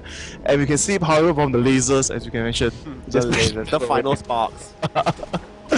Gonna best push them away very easily from there. But this is actually really wise on the side of Saigon Jokers. They know they cannot win team fights outright with Singapore Sentinels. So what they're doing is that while they know that Singapore Sentinels is doing Dragon or Baron and things like that, they're pushing the lanes, pushing the turrets, so that the minions will do continuous pushing when they have to defend their base. And this is all this extra time that will actually buy for the side of Saigon Jokers. So it is actually a really great strategy, but how well can they actually push? God only knows. And how well can they actually defend so that the minions can be pushing will be the actually determinant of how well the strategy turns out for the side of Saigon Jokers. And Singapore Sentinels is going to be forced to fall back very soon. He's going to take the dragon before going back to the mid lane. As you can see, the minion waves in the mid lane is fighting it out, and with that super minion, there's no problem at all for Saigon Jokers in terms of pushing it out that far. And this dragon is going to be taken very quickly by SGS. SAJ is not even going to go to contest. He's going to go stand safely, go back to buy their items, and Lux is moving up the top. I believe she's going to use ulti to clear the wave once again. Yes, it's ridiculous at this point in time. Graves is dealing crits of 1,000. 1,000 damage crits are coming out there, which is ridiculous. And just as Ezreal will finish up his Infinity Edge soon, he as well will be dealing tons and tons of extra damage there. So it's a matter of the next 5 minutes or so, what sort of team fight it comes out from it, and that will actually be the determinant of it. Now, most games end around 40 minutes for League of Legends, and this is already past 40 minutes, so this is already, I would say, the super late game phase. I would say. You see that there are 2 Guardian Angels out for the side of Singapore Sentinels. There's 1 Guardian Angel out on the side of Saigon Jokers. The Zonia has been on Gragas for a while, but we have not seen that Zonia being used all that well. We see 2 Trinity Forces up for the side of Saigon Jokers as well, and most of the Heart of Golds have not been turned into anything much. Just that Locket of the Iron Solari been turned in by Equivocal on Leona. Don't see any random whims yet. That could actually be a great help, since Irelia could dash in, and that's something that you could use to actually slow her down. So I don't know. Free tower? Nope. Tower does not go down. Rengar is chasing. Jump onto Equivocal, but follow-up not really there. Oh, look at that laser bouncing out of the way. Junie, look at that. That full charge does go off, but hardly any damage being dealt. Wait, what's going on here? QTV's GA being proc. Everything does go happen. Ultimate does go down, but no, nothing. Solar Flare does go off. Everybody is dancing around, but Saigon Jokers just can't pull it together. Everybody's kind of low. The Barrier buff did kind of help them out early, just before the fight, to save them. But look at that, Archie forced to use Flash. The cast does go off, and Tofu is perfectly fine. Irelia being Irelia, just Nothing. yes, nothing's going to stop her with the 1v1 fight. Most of the time. We can see right now, it's going to, I believe right now, SGS is definitely going to take down this turret and inhibitor as well, and they might move it to end the game, as SAJ is 3-man down with only Maokai and Lux left. They're not going to be able to do that much in terms of defending, and well, the laser right now is not doing enough. Oh, it just missed. It missed. Even with the ulti going on, look at the Solar Flare, instant burst. Bye bye. Nothing there whatsoever. Violet going in. Yeah, everybody's just coming like lambs to the slaughter. It is an ace. Tofu bringing it up. There is 23-15. Looks like that would be the final score. QTV's coming up, and nope, that would be it. GG, well played on the side of Singapore Sentinels. Yes. Really good job there. Tofu having a little bit of trouble in the beginning, but the GP5s overall helping out the team in total when they transition to the late game. Their composition of having team fights forced Saigon Jokers to so much to the fact that they were so afraid to enter team fights, they would be giving up dragons, giving up barons, instead trying to opt to try to take towers. So it worked out really well for the side of Singapore Sentinels, forcing Saigon Jokers to either be there or to give up everything for free. Like one thing we mentioned, we went to do some research/interviews on the players, and they mentioned they did mention that Singapore Sentinels really shine during the team fights. They do. Yeah, so I believe this composition, the items bought for the early stages, is really just a force of team fight for them into their favor. As you can see from the kills, for getting the dragons, it's all in the favor of Singapore Sentinels. And for Saigon Joker sides, they try to use a more poke composition to try to sustain and win the lane, as well as mobility wise, but however, it just didn't work out so well this time. They did win the lane, that's one thing. But the thing is, they did not win the lane enough to carry forth to the mid game to dominate. So it was kind of an even thing where they had maybe just a +1 advantage. And so when they actually came to the mid game, they didn't have all that much to play around with. They didn't capitalize on their advantage that they had there. And that's actually the downfall of Saigon Jokers here in this game. So I think it was a matchup of the strategies. And in this case, Singapore's strategy actually came out on top. Yes, and so we're going to take a look at this score screen as well to let you see how overall the team performance in terms of all the overall gold gained. And we can see from right there Graves as the AD carry with 12 kills, 2 deaths, 4 assists at 20.5k. And that rarely happens. Supposedly it's a 46-minute game, so I suppose... It's a 46-minute game, but the thing is here, we look at the difference compared to everybody else. He's 20k, his support is only at 11k. On the other hand, we look at Archie. Archie's only at 16k, so that's a 4k difference, and that's a lot. 4k is close to one other Trinity Force. Yes. That's just how much difference of goal he had. Even if you look at Nick's Water, 11.7 compared to Chowi's 18.7. That extra 7k there, that's equivalent to 2 Rabadon Death Caps.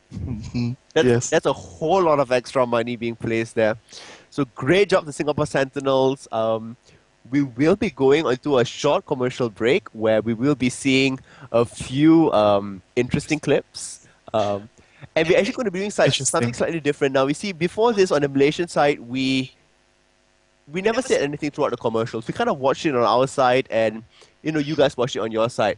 But what we're going to be doing now is we're going to be having a short discussion during the commercial breaks. Or rather, a short commenting session about the commercials. So, yeah. So, right now, we're just going to move into the commercial break. So, I'm Terry Tivers. And I'm Sudo, and we'll see you in the commercial break as well. Yes. After a site setup change. After a site setup change. See you then. Yes.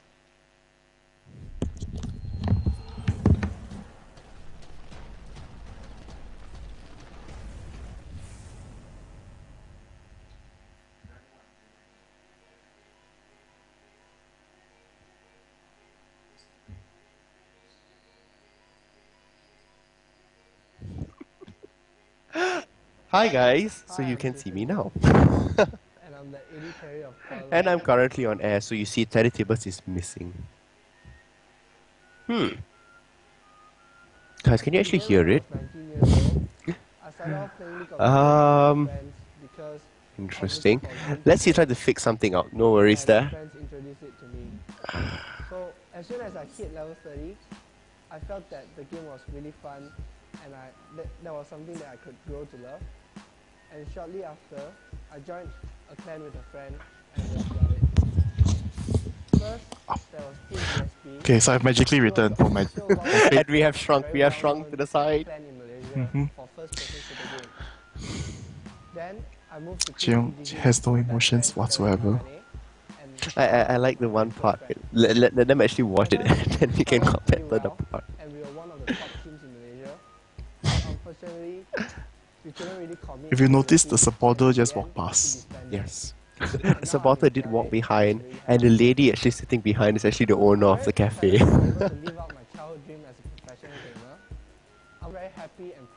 Actually, this skill was really good. Oh. Being a professional gamer allows me to hone in my skills to improve my gameplay due to the extra hours, and gives me the chance to play with great players around the world. I'm looking forward for the day that KL Hunters will be. Yes, I hope so too. KL Hunters Boleh. Let's go. Top teams in the world. I mean, pretty much anybody can be the best AD out there. I mean, a lot of training is required, but everybody stands a shot. I mean, and pretty much he does as well. I hope that my team, Kuala Lumpur Hunters, will be able to qualify for all the major events in the world. And that fist bump. I hope that I mean, for me, people who actually don't know, and as much as Jeong says that, Hagane is his best friend, they actually are really good friends in real life. And he actually helped out really well. The synergy that they have in the bottom lane. Professional gamer, I hope you continue to try hard and never give up. As anyone can be a professional gamer. I wonder if anybody could spot themselves in that video. They did. There was the comments that they did spot themselves right there. Yes. So for those of you who have not watched this video, it's actually on YouTube. Search under Celebrity Talks, Jae-yong, and do leave some comment and feedback so we can improve and as well know what you think about Jae-yong. I mean, pretty much we will be doing other Celebrity Talks as well, featuring other people, and we're actually going to be watching in the league. Salis did comment on the chat that apparently in the league is now the Juhuri show. Yes, as you could see later, there's with the Wild Banana, which is the Elliot show, I suppose. My first reaction to watching this was like, that sunglasses is so gay. That was my reaction. I was This small game, like, this is not so bad. This is like bad dancing. I'm not sure what this was, but oh boy. people say I talk like an Indian, so okay, I shall do this.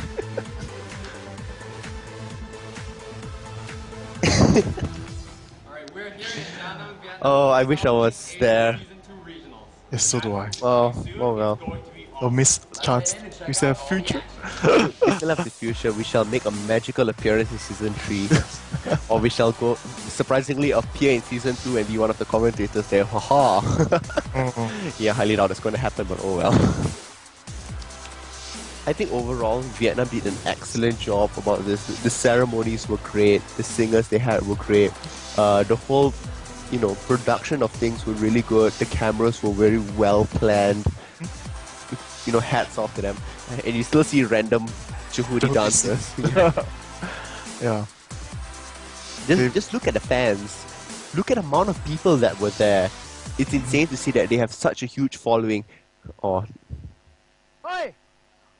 This Bojo is just the most OP part of the whole entire video, and I guess it's gonna be actually Gangnam Style for the next video maybe, but who knows. I like how people say Malaysian accent the best. That was from the old one that they had.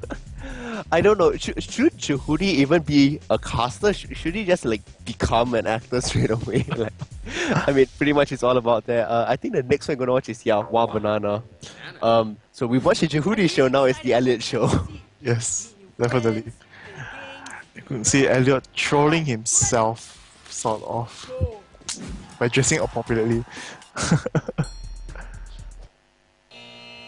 Actually, he just needs to remove his jacket and glasses and he would be the same. This one was just weird. Weird. It just shows, you must know how to dress up and not show off, I suppose. See, the good way to do this is not to say, my father only gave me 10k. It's be like, oh, bank balance, 11. Oh well, okay, still got enough for the month. See, you say it in a humble way like that, not in like, my father only gave me 10k. Like, you don't do that. I wonder how many scenes they need to take off this. Yes, I mean it'd be very hard because of that scene. I believe all of you will be laughing after the scenes to the kids. This is what caught my attention the most.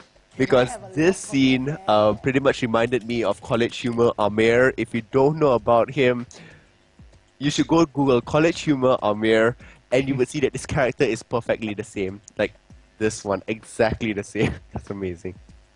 Very well done by Elliot actually. It is very entertaining for sure. Yes. This part, I just can't believe he actually did all of this. So the shower scene is the best one, I would say. Well, you should have spotted for people, isn't it? Like, okay, the next scene is going to be very interesting, so yeah. If you those who don't know, that's actually an Ash doll right there. Yeah, that's actually Ash. It's a very weird Ash doll, but yeah. I feel bad beating a girl.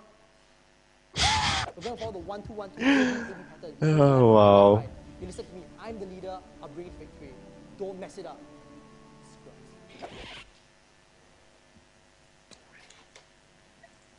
Q.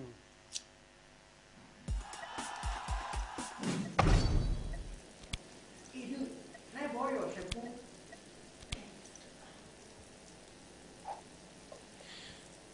It's this scene. This epic shower scene. Dude, got cold or not? I need to borrow. You know that line, you would see them actually showering together actually. Yeah. No, but the thing is, they could see their hands kind of like crisscrossing, so yeah. But the epic face, oh my god, it was so creepy.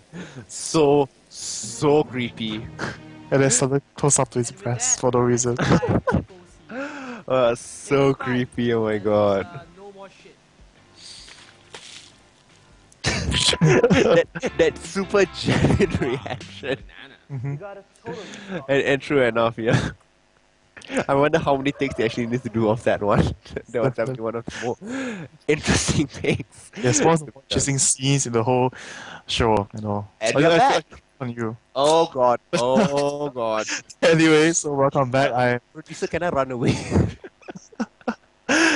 Welcome back. So for this game 2, again, I'm your caster for today. I'm Terry Tibus. And I am Sudo, and this is going to be game 2 featuring TPA versus KLH, which is the Taipei Assassins versus the KL Hunters. But before we get into that match, we have a couple of announcements for you guys.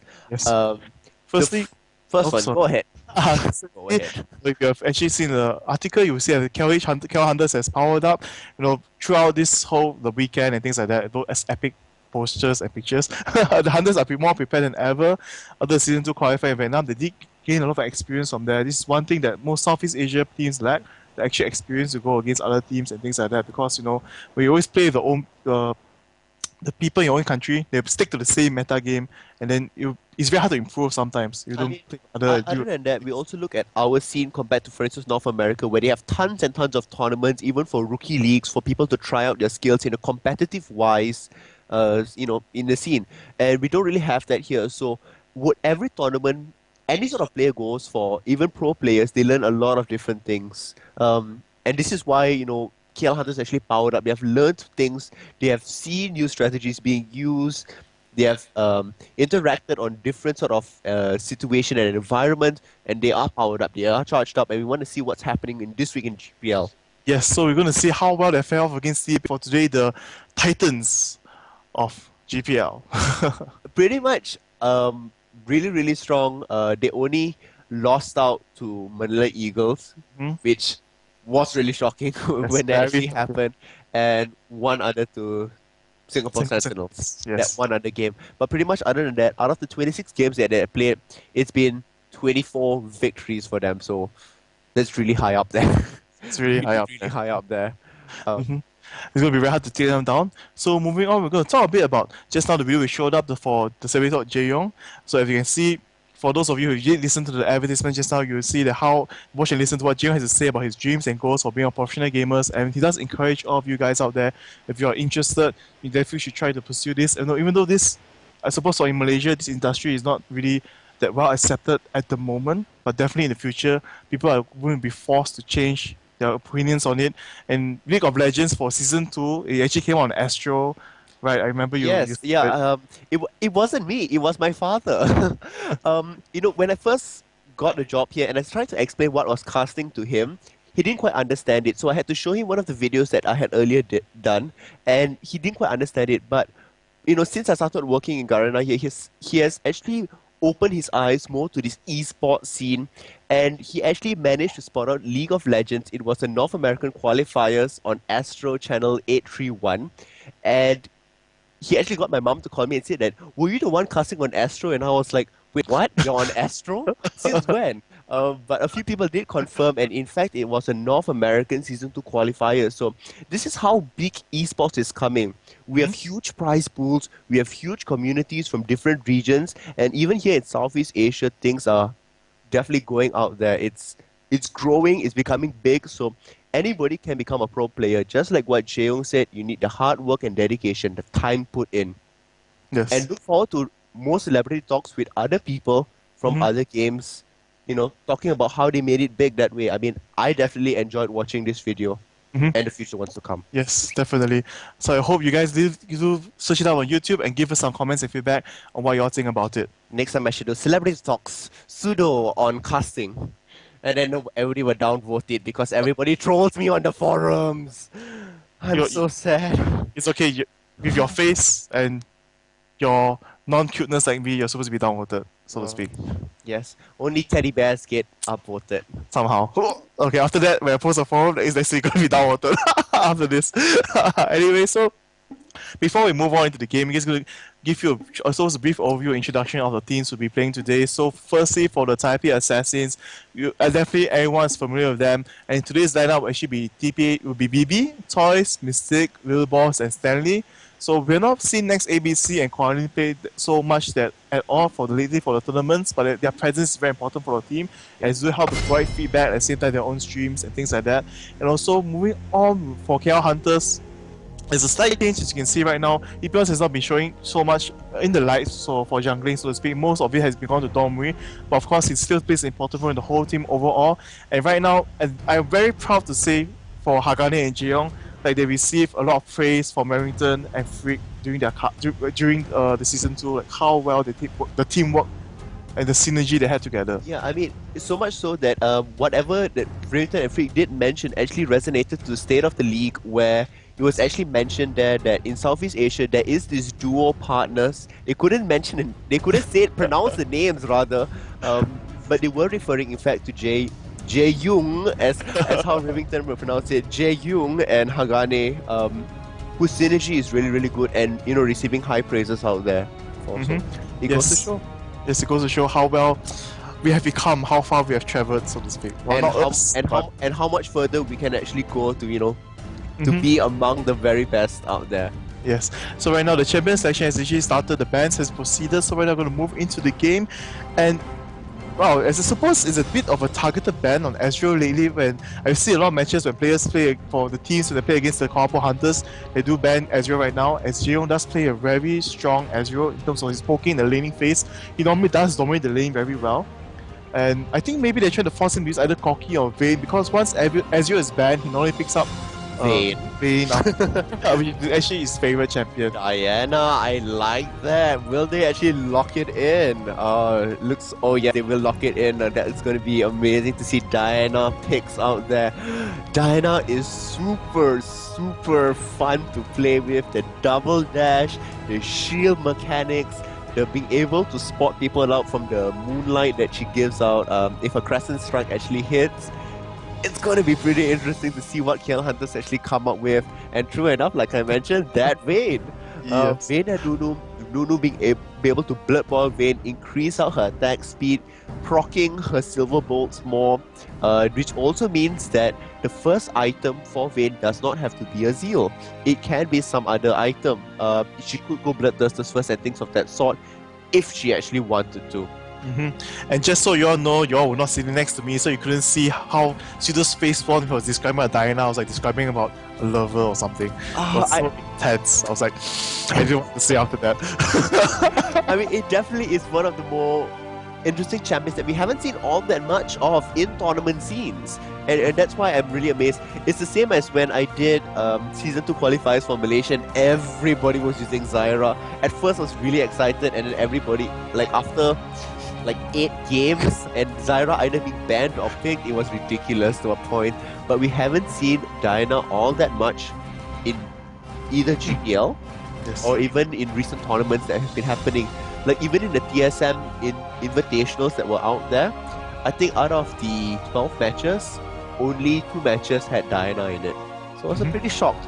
But Sona and Skarner being taken down, it's quite AoE much. I wouldn't say AoE much, but it's like a single target. But of course, maybe Sona will stun the whole team, but then after that, Diana will choose to burst down one and Skarner pulling another person away. It's like more of controlling the positioning of the entire team. Like Diana, I believe Diana is going to be building more tanky, even though she might be the AP mid. Maybe could be the top laner.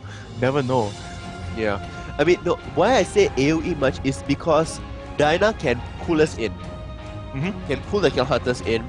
Diana has the AoE shield, as well as Skarner can drag people to be fit perfectly into it, and Sona can ulti on top of it. So it actually combos really, really well with each other. So, it's strong in that sort of sense. But Carters being picked up by KL Hunters, now we know that Goldens has been really good on Carters, and he should, he's very proficient there.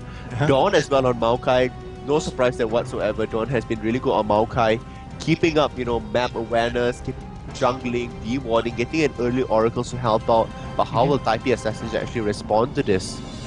I believe they will either take Mundo or never mind. They already took Skarner what I'm talking about. I'm a bit lost right now. I was like thinking Skarner will go to the top lane. Scorpion, hide in the bush.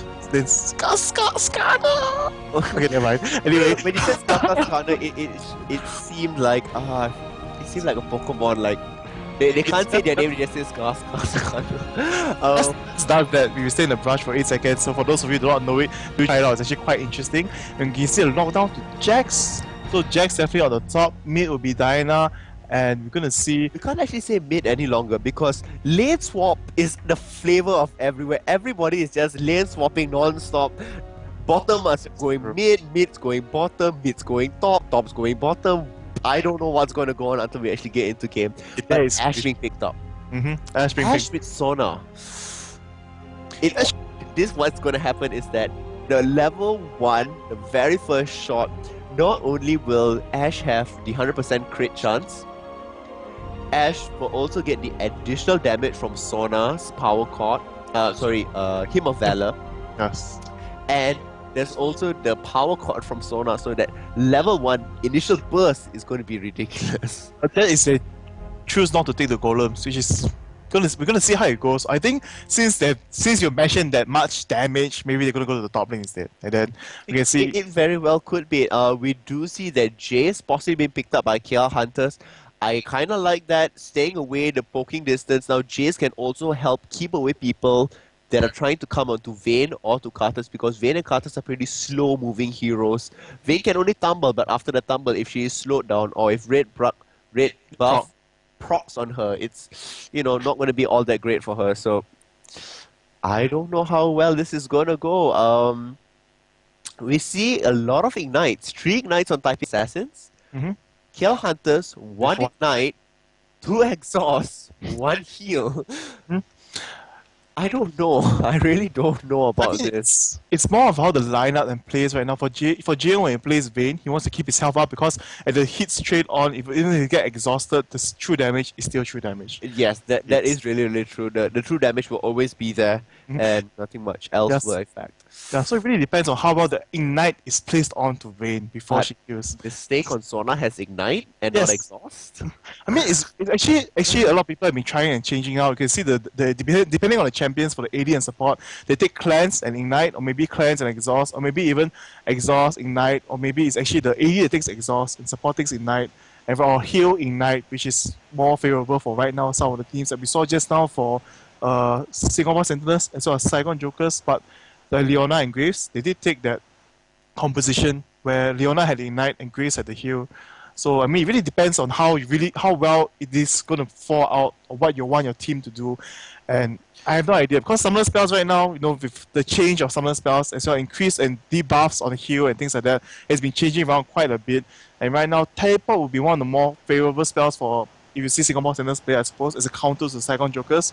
With Saigon Jokers, that is the best spell they had for Mixwater, his mobility over the map. Yep, the mobility definitely helps out a lot of things now.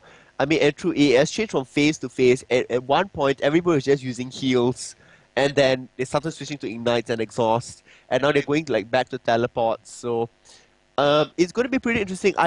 This is going to be like a killer Sona. Sona's going to land the ignite, possibly getting kills from it. Even her power cost and things like that. Sona is one of the supports where it's pretty easy to get kills from. Yes, it's very easy to get kills from. So just going to take a look at Stanley's runes, because I just like that's just stalking Stanley, I would say. He plays sometimes very different rune sets and masteries, so this is more my personal favorite thing to see. But okay, slightly different, not going for 1580, he's going for more health regeneration. His condenses actually health regeneration per 5, which is something I did see before used in Season 1 by some players, as they want to sustain the top lane more. As well, Jax has no sustain abilities, but does have a high burst damage. I mean, he does have the dodge. No, there's not sustain. Well, that's damage mitigation. You're right on that one. I'll give you that. So yeah. For Masteries, actually going for 122.7, taking 22 points, buffing up the armor, the reduction of minion damage, and also going for vigor, health regeneration, and of course the most important thing for Jax is actually the mana regeneration. Yeah. As if he does go all out, he really does just go all out, and he won't have mana when he returns after that. So, is there anything you'd like to spy before we go off? We still have a few more seconds. I actually want to see what's going on with Goldens. Now, Karthus without teleport, I'm not sure how that's going to work out. Okay, so health per level, normal magic pen, pretty high up there. Ability power per level as well, and flat ability power. Nothing much there. On the masteries, I do believe it should be in 2109. So it's pretty standard there for the side of Goldens. Nothing much too surprising, but I am kind of surprised about the fact that he does not have teleport. I mean, for Carter's to really, in terms of team fights, sometimes, in terms of winning his lane, with the exhaust, especially against the Diana, it's going to be very, very helpful. Because it does reduce the overall burst damage and attack speed, which is quite important for Diana in terms of the passive to proc the third hit. It does do a lot of damage, even though they have that much AP. So it could be in the favor for him to win the lane more than helping out the team. He just needs to help out the team with his ultimate, just stands there. And Requiem. Yes, definitely. So, I mean, in terms of winning the lane, that would be a much better choice, in my opinion. Because even after he dies, exhaust might still be there, and he just needs to have his aura out, the His kill defile. style, his aura, the magic aura. And in the end game, if Carter's is fat, everyone's just gonna suddenly, oh, penta kill, they just die the aura, the team fights. You know, sometimes like, in the past when I started playing League of Legends, I didn't know what that did. When he died, I didn't know he still would be there. I just stayed and fight in that thing. I keep dying. I'm like, why do I keep dying? I don't Oh, Teddy, the cute teddy bear standing in the defile and then die. I highly doubt though that Diana will actually engage on Karthus even when Karthus dies. It's like, to me, it doesn't make sense. So yeah. I mean, We're actually going to go in-game right now. It just started, so we're going to see what's going to happen in there. and to counter your point would be that because Diana has to charge in for the kill, so it's going to be in the face because ultimate is a dash, right? So she would be in the melee range to do I'm damage. pretty sure she will like dash out of it. Like, How you're gonna use two fox to kill? How are you gonna dash out after that? You have to flash. I mean, we'll have to see what happens after in this. So we're gonna see Jace using his actually taking his movement speed first just now. Actually gonna put his team into the position. Yes, he did take the accelerate gate, his movement speed thing. I'm like, I'm sorry. I was like, movement speed when he swapped. I was just amazed because normally as Jax, in terms of because of the lane, you will want to take the first ability. So this is going to be very interesting to see overall how this plays out. As right now, Well, they kind of are in the jungle. They are walking up and down. Nothing much interesting going on. Pretty much everybody is kind of playing safe. So, yeah. Nothing much interesting. KL Hunters is pretty spread out. On the side of Steep Type there. I keep joining Taipei Assassins and TPA together to form also weird combinations in my mind. But yeah, that's what's happening. Pretty much everybody is having a very standard opening. Spreading around there, making sure that nobody is there. Yeah. So I see that actually for Corpo Hunters, actually right now they're actually in more favor of actually swapping the lanes in the early stage. They are trying out a new way of how taking down the turret as quick as possible, securing objectives in the early stages, and then in the mid game they'll be much stronger than the opponent. And normally we've seen it turn out quite well, but sometimes they do fall in the team fights, which is the main problem for Hunters right now. So it's really going to determine how well they're going to play this early game and maintain the advantage in transition into late game. I mean, it looks like it did start with Golems, Ashe and Sona at the bottom. So we won't see this massive burst damage all of a sudden being done with. But what I actually really do like is that, wow, Monkey's getting poked, look at that damage. So imagine if there was 100% crit chance done by Ashe. Monkeys would have gone down so much quicker. Yes. And ta-da, you see us on the map now. I'm not sure about this lane swap. In terms of early advantage, right now, before Jax reach level 2 or level 3, it's going to be the advantage of Nunu and Vayne because he doesn't have his. I don't think he'll take Counter Strike so early. And normally Jax, let's say his first ability is most important. He did take the Leap Strike and now he does have the Counter Strike. So if Nunu and Vayne does push out a bit too far, it's going to be in the favor of Stanley as he's going to jump in and stun them and trade hits without any problems. That is really true. We do see that Dawn is invading. Dawn is actually really behind enemy lines and possibly going on to Diana. What will happen? Diana turns off her shield. Sapling being thrown, nothing. The shield does go down. Will Dawn go in for the bind? Ashe responding at the bottom, walking into the river, but nothing much happening there. So just scaring Diana off a little bit from the lane. At low levels, Diana can't really do much damage. So this is kind of helping her out. I don't know about this. I really don't. Yes, definitely. This is going to be a very interesting matchup to see overall. I mean, Jace is one of those champions which can go 1 against 2 underneath the tower because of his tankiness and his Not at low abilities. levels. Okay, yeah, not no levels definitely, Skarner's coming in. but yes, Skarner, the chili crab. it's definitely good. Oh, But why did he flash back? I am not sure. I know he wanted to try go in for the kill of Sona, but yeah, that's the reason he flashed back, just to go for the kill for Sona. he flashed directly onto a Skarner. Perhaps the positioning was one of the things that were not really that great, but yeah. TPA toys getting hit. Lots and lots of hits. Stanley standing around. What's happening? The root does go down. Toys is standing perfectly in Defile. Looks like, yep, Don Murray will get it with the final hit. And right here you can see Stanley taking a bit too many hits, but it's not going to be any problem for him at all because he does have his extra regeneration. I believe his regeneration will be about at 15 in the early stages from Vigor and the Runes.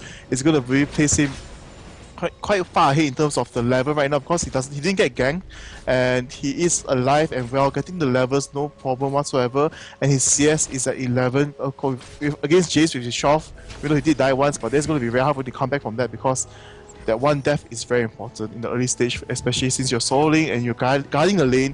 If it does push you a bit too far back, you're going to lose the tower first, and that's not what KLH wants. They really want to take down their opponent's towers first at the top lane. But look at the bottom brush, it is really watered out there. Dawn coming in as well for another gank. It looks like Stanley might go down, the root does go down. Dawn Murray starting to tank the tower. The Condemn doesn't actually go off all that well. Jail going for the last hit, but Skarner slowing him down. Oh, that's going to be so bad. Tumbling away, the shield does go off, but flash it by little balls. Nope. Jail could not actually secure the kill because the Condemn did not actually hit the wall. Yep. And just did not hit the wall. Dawn Murray has no mana whatsoever. Little Ball still has mana and the red buff. It looks like Dawn will go down. There's nothing he can do about this. Oh, there's a bit more. Oh, there's no mana. Oh, never mind, there goes the last hit. No, there was no mana to do anything. Yeah, no, I mean, it was just walk, but I think Skarner had no mana to do anything as well, so it was just a normal last hit. You know, Dawn suddenly it's just a racing game.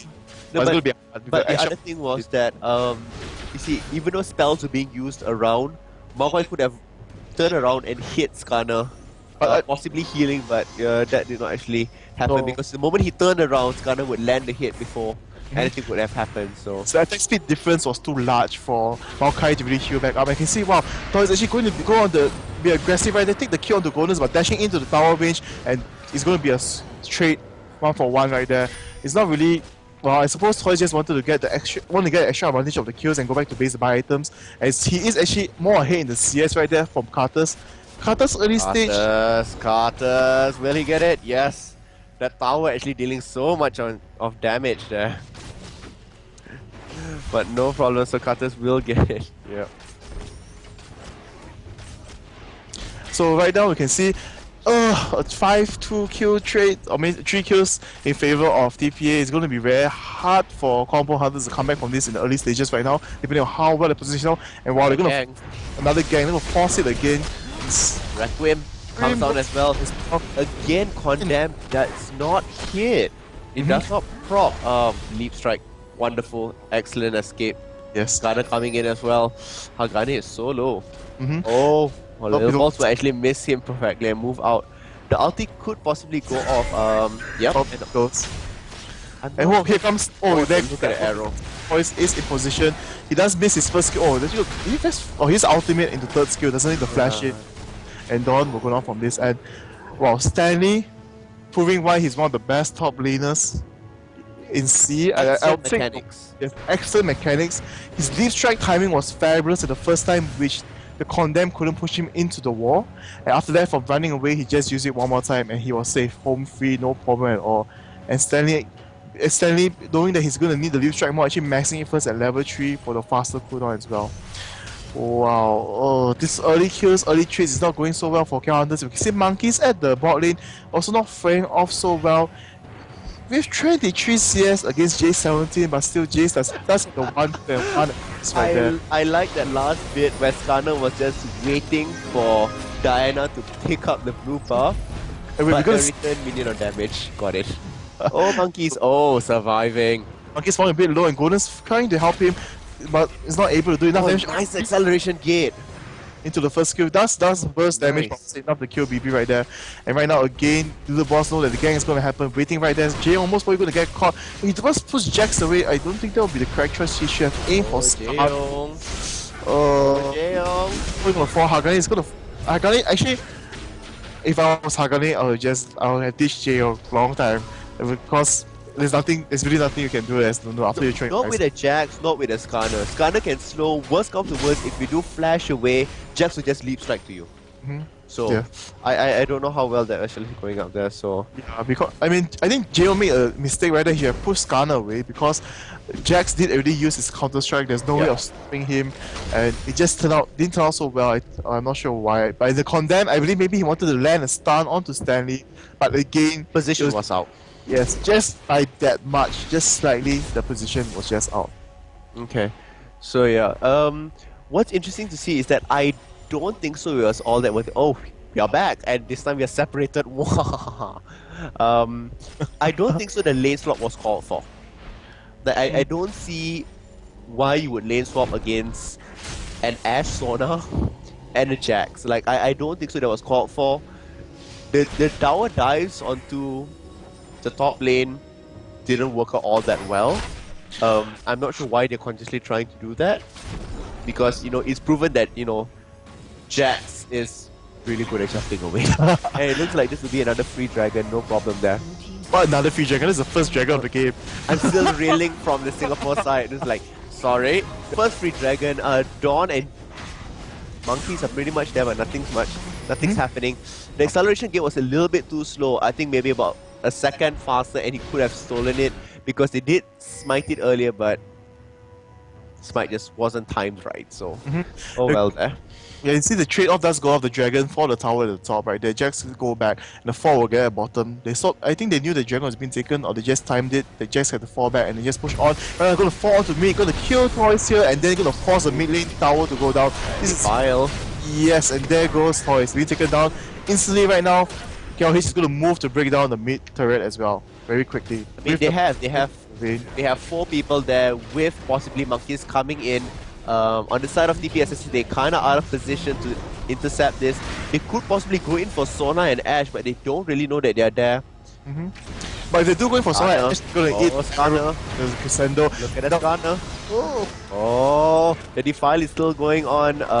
Requiem is actually not up. Oh no, it is up. Sorry about that. Something could have actually gone down there, but opting to be actually a little bit more safe this time.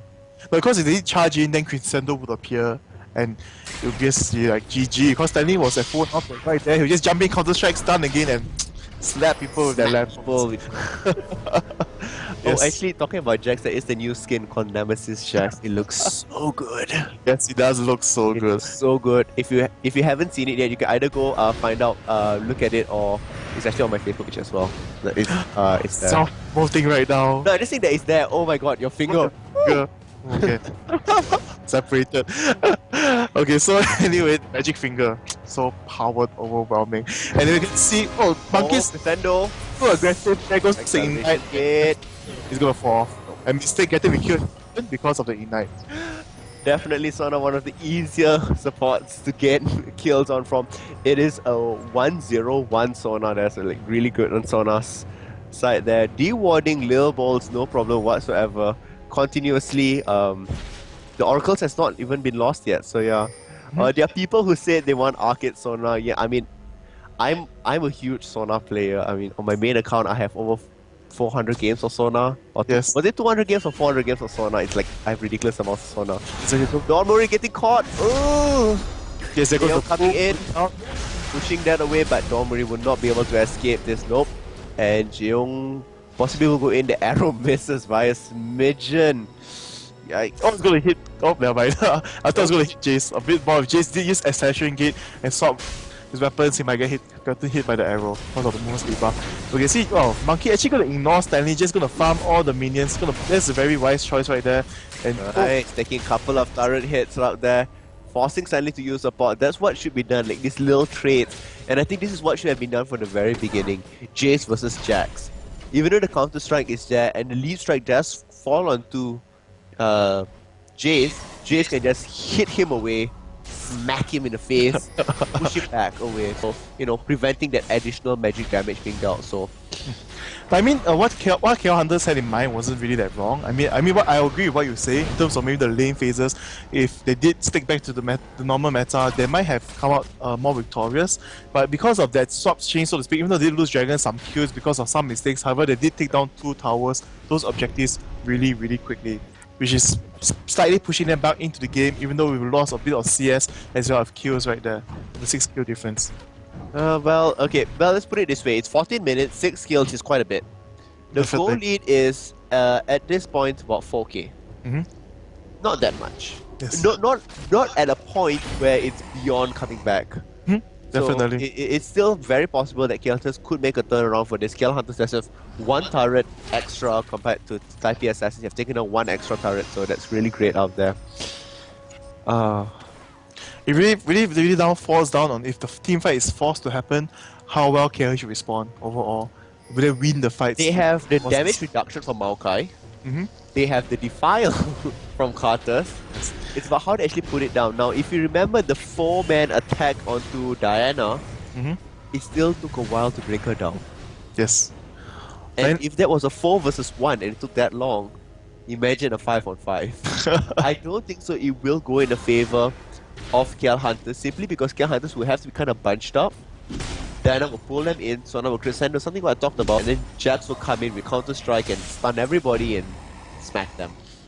I mean, Smack them definitely. with the lamppost or the Like fishing that. rod or, whichever choice of weapon he chooses to do, so yeah. And there goes the dash in, the arrow goes, his Dawn down gets with Dawn going a bit too low, and Skarner pulls, and we mentioned My all God. those multis happening, and there goes Dawn Movie. I You can see the long range initiation, so to speak, is in the favor of Taipei Assassins. The Ash Arrow, Diana jumping in, pulling them back, slowing them down. Yeah, it's definitely going to be very hard for KLH to respond if they don't notice those things coming up without any side wards. There's another thing that has actually been mentioned. Look at it, this is exactly what I was talking about. Monkeys being able to push Jax away, being able to turn into range from, poke him a little bit as from far. I think it's what should be happening from earlier, but what I was about to say earlier is that if you notice from the earlier parts of GPL, what Taipei Assassins used to do is that when Ash used to ulti, they would actually ping on the map at specific locations to show where the arrow would actually fly, and so that they could intercept across the different lanes, and that's just at what skill and communication level they're actually on. Yes. You see the Ash Arrow from BB is like, it's going to hit something most of the time, or not just miss by a bit, even though it's a super far range location. Okay, see right now, Hunter's actually going to move on to the Dragon. They have The pings are going off. Yes, and there goes the wards, the Oracle coming from Blue Balls, but I don't think they'll be able to do much because the arrows are down, the ultis are down. KLH knows about that, that's why they're going for the Dragon right now. But That's mites. That's mite. That's mite. wow, that's Crescendo goes off, Leap Strike comes in, and looks like this is going to be a sweep Hagane. Nobody's even stopping him, but he hardly dealt any sort of damage. Goldens goes down, Jeong can do nothing. Monkeys was entirely out of position, perhaps bringing down Toys, yes. Nice trade there for Toys. BB being attacked here, but everybody is solo. I don't know why Monkeys had to go on it. Stanley, look at that damage on Stanley, so little. Lil Balls has no mana left. Jeong could possibly go on this, but Lil Balls does have that red buff to slow him down. Looks like we'll not be going for anything. Jax was super low. yes, they were all super low. As you can see, Carter's even though after death, the damage he deals is really just that much. But overall, in that fight, I'm not sure what happened. How did Dawn miss? It was so split up, and Dawn smited too early. He didn't smite at all. Oh, he didn't smite at all? Yes. Wait, Lil Boss- what? Yes, he totally missed that smite. That's why I was more amazed. I was like, I didn't see him use the smite at all, and then Scarlet just took it. I'm like, how did he let that happen? No, that normally. Guys, in case you don't know how to smite, you're supposed to click on the Dragon or Baron. Okay, look at the life and look at how much your smite damage actually is at the bottom. If your smite is 570, just as Dragon or Baron's about to go down, you can even do this to Golems. Yes. Just as it hits 570, that's when you immediate smite to get a perfect hit, not too little or not too much. This is something many people don't know. They kind of just look at the health bar and like, okay, smite. Then like, oh wait, I missed it by a bit. Or you smite too late when somebody else can come in and still smite it. So I think that's what basically Taipei Assassins, they immediately clicked on Dragon because they had the vision of it. They knew they were coming in. Skarner turned on his exoskeleton and moved in and smited it out. Oh, look at it, how close that was. It was so amazing. Monkeys goes down. Not even a chance. Not even a chance. Not even an assist from Ash. Just went down. Just went The down. power of Diana. Okay, stop saying that. Like, power. Oh, Diana. So yeah. Such a I never realized I can actually poke into the map. I'm in the map. But don't worry getting poked. Oh, look at that height ability and If you don't notice, Ash just stole the blue buff using Ash volley. did. Yeah. Oh, wow, this seems to be falling out of balance, so to speak. I mean, 16-5. in the early stages, KLH did manage to. Oh, Bye wow. bye. I didn't expect a team fight that And again. Sando goes off as well. Possibly a power chord. Ash Nope. coming in. Nope. One single arrow.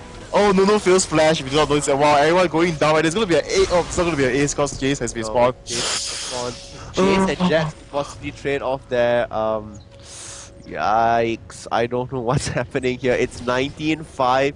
It's more than a 10k goal lead at 19 minutes. It's just about to hit 20. And there you power go. of TPA. I mean, TPA has. I mean, in terms of securing objectives, in terms of the plan that KLH had, I believe that in the early game was better, where the two failed gangs did not happen. KLH would be in a better position, but that really did slow them down. They screwed them over a bit in the timings of what they really wanted to happen, and also they lost the dragon from there. A bit Disheartening. Yeah, a bit disheartening. Everything just did not fall into the crack plan. I mean, okay, let's put it this way. This strategy had been used before they went to Vietnam. They improved on it with Maokai coming to Gangtok more often. But what happened was that they used this strategy against the best team in GPL. And that's the factor, I think, in which how it failed. It was the execution of it seemed fine. Mm-hmm. There wasn't anything particularly wrong about, what they were doing. The lane swap was debatable. But aside that, I mean, everything else is kind of going fine. Just that they're going up against a team that has better communication, I would say. Mm-hmm. In terms of how we see them, obviously we have never heard them as what they're going through things. Now, we have heard the KL Hunters play when we are in the office, but we haven't heard actually seeing the ward and walking past it, picking up the ward there. So, but it sure seems like in game they have more communication-wise, and it seems to be just moving as they seem to be moving as if they are like a single entity. A single entity. I was just want to say like Zergs in StarCraft 2. Because you have the Overmind that controls all of them. Like, bad example. Like, yeah. Yes, terrible example. I can't believe it. Yeah. Bad example. Yes. You're supposed to be smarter than me, better than this. I'm not sure how that's possible, but oh well. Anyway, moving back to the game, you will see that, wow, it's going to be very hard for KLH to put himself over unless somehow in the team fight happen, Vayne gets the ace and the pentakill. I don't think so still. I mean, just saying, if that scenario does happen, It is 0-3-2. but it doesn't mean, a random. Even 5 kills, she would still be behind Ash, who is 6-0-4. Yeah, the difference between, as a Vayne, once you just pile a block of money at a single moment of time with a BT and a PD, Blood Thirster and Phantom Dancer, it's going to be sufficient for you to really do a lot of damage to the opponents because of mainly from the true damage from the silver boats. The question is here. If that can happen, if all of a sudden we mention Steel Baron and an ace goes off here, does the rest of the team have enough to keep Vayne alive? If Vayne becomes this main damage dealer, can the rest of the team support her? Technically speaking, based on the lineup, theoretically speaking as well, yes. Because of the war from Carter's. Look at that. As we are talking about. Bye-bye. So the arrow Stanley gets the kill with the deep strike. Look at Monkey's game out as well. Crescendo going. Yep, got like 7-0-4. Not a chance. It looks like they will be making their final push here. It is really good for the side of TPA Assassins. 41k, almost a 20k goal lead. Once they start taking down the towers and inhibitors, it looks like it will go into that sort of direction. Look at how fast the tower's melting. Yes. Look at that. Initiate. Instantly dashing off. Taking huge amounts of damage. will go down as well. Nothing close to it whatsoever. Inhibitor will go down. Will they go for the outer turrets or will they just stay in base and deal it up? Looks like Jax will be going up and looks like they will be pushing up top and bottom at the same time. Skarner heading to the bottom. Ash looks like we'll be farming out wolves. And what can KL Hunters do? I don't. I mean, if we have seen all the things happening, the only single team fight that did happen was at the Dragon, and That was about it. Yeah, that was about it. But overall, right now they're actually being caught one by one by the Ash Arrow, by Dyna's initiation, as well as Sun's Sun's ulti. I guess Sando confirming the kills on people. It's very hard to deal with right now. Yes. So, but the one weakness, so to speak, would be it's an ultimate heavy reliant composition. But because after they get the kills, they get the advantage in terms of monies and itemization. It slowly transitions to the fact that even if the ultimate meets, it's gonna be no problem at all because they just deal out that much more damage as a team. And we can see Jax with a Trinity Force as well as the Guardian Angel already out and ready, being the boss, even with the elixir of agility right there. yeah. Oh. Look at Jack. That's not agility. That's the red one. He used it already. Oh, he used it already. In green, look. Oh yes. And moving up to the top lane to farm and push out. And Jax, like Irelia, is like really, if you don't stop him early stage, it's gonna be very hard to stop him in the late games. And they really failed in stopping him in the early stages just now. And here, this goes Monkey's gonna get pulled again maybe. Yeah, Monkey just comes Yep. to pull the counter strike, the stuns and the deck. Wow, just See the amount of damage Sona dealt with that power chord. yes. I think it was a mix of Jack's ultimate because it just jumped together. I don't think she No, could. he jumped and then the power chord left off to hit. It was like, boom, 300 life disappeared. I'm like, No, I don't think so. That's why I see that. yeah. I mean, At that same split second, something other added on, something else added on, definitely. and looks like this will be the second Baron attempt. And free Baron. Yes, I was like going to say second Barret take up. Like I was going Attempt. to. I was going to Oh, correct. the Ash Arrow flies and initiates. To cut straight there. Golden's getting stunned. Where goes Jax Oh, with look at that. stunning everything, Second stun. jumping in, and Skarner falling up from behind. Even with the exhaust, it's not going to be enough to stop Stanley. Stanley just leaps onto Carter's, trying to bring him down, and there goes the flash. And here comes BB as well, slowing down Domori, not being at all actually not a chance at all. And here moving up, here we see Skarner's ulti clocking up, going down so far. Requiem. I'm not going to be able to take off anything, and Vayne just going to have force to fall. I have no idea what she stumbled out. Oh, it's okay, Skarner no has ulti, and this is going to be the GG. There's nothing Vayne can do 1v5 alone, and not enough items. And there goes the initiation on Diana instantly. It is an ace. It's an ace, and the two towers goes down, and so does the Nexus, and there goes GG. Very good game, well played by both teams. Definitely amazingly played TPA, and more so I will focus on Stanley's escapes at the top gang attempt twice in a row, giving Skarner the super kill. Very good play by Stanley out there. I'm actually kind of bamboozled. I don't really know what to say about it. It was a lineup that they did. It is a very, very valid strategy in what they did, but it just didn't work out for them this time because the top gangs failed. Kills were given to them. So this is when Jack started to snowball from there. Ash at the bottom started getting kills as well and started getting assists with her arrows flying randomly across the map. Yes. So, and Sona was there as well. So even Sona had kills. Skarner being able to ult at different directions, pull people in.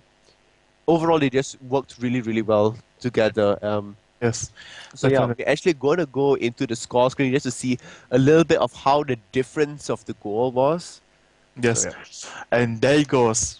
Mass difference. Even the support Sona mistake with 3 kills, 40 assists, 2 GP5s is richer than every single champion on KLH side. And that It's is a 14 assists. That 14 assists gold is so much higher. Like, it came to a point where Sona didn't even need to, not last hit or stop herself from last hitting. She could just take whatever creep she wanted. It didn't matter anymore. That was just that's how much fed they were compared to everybody else. Jaeyoung at 7k when your support at 8.4k, that's how much of a difference it was. The difference is really showing how well TPA played. They controlled the whole game, the objectives, everything taken down, and in the end, KLH just couldn't respond well They because got of outplayed. outplayed They mainly. got outplayed. Actually, they got outplayed. I would say they mainly got outplayed by one champion and by Jax. one player, Jax, which is And Stanley. Stanley.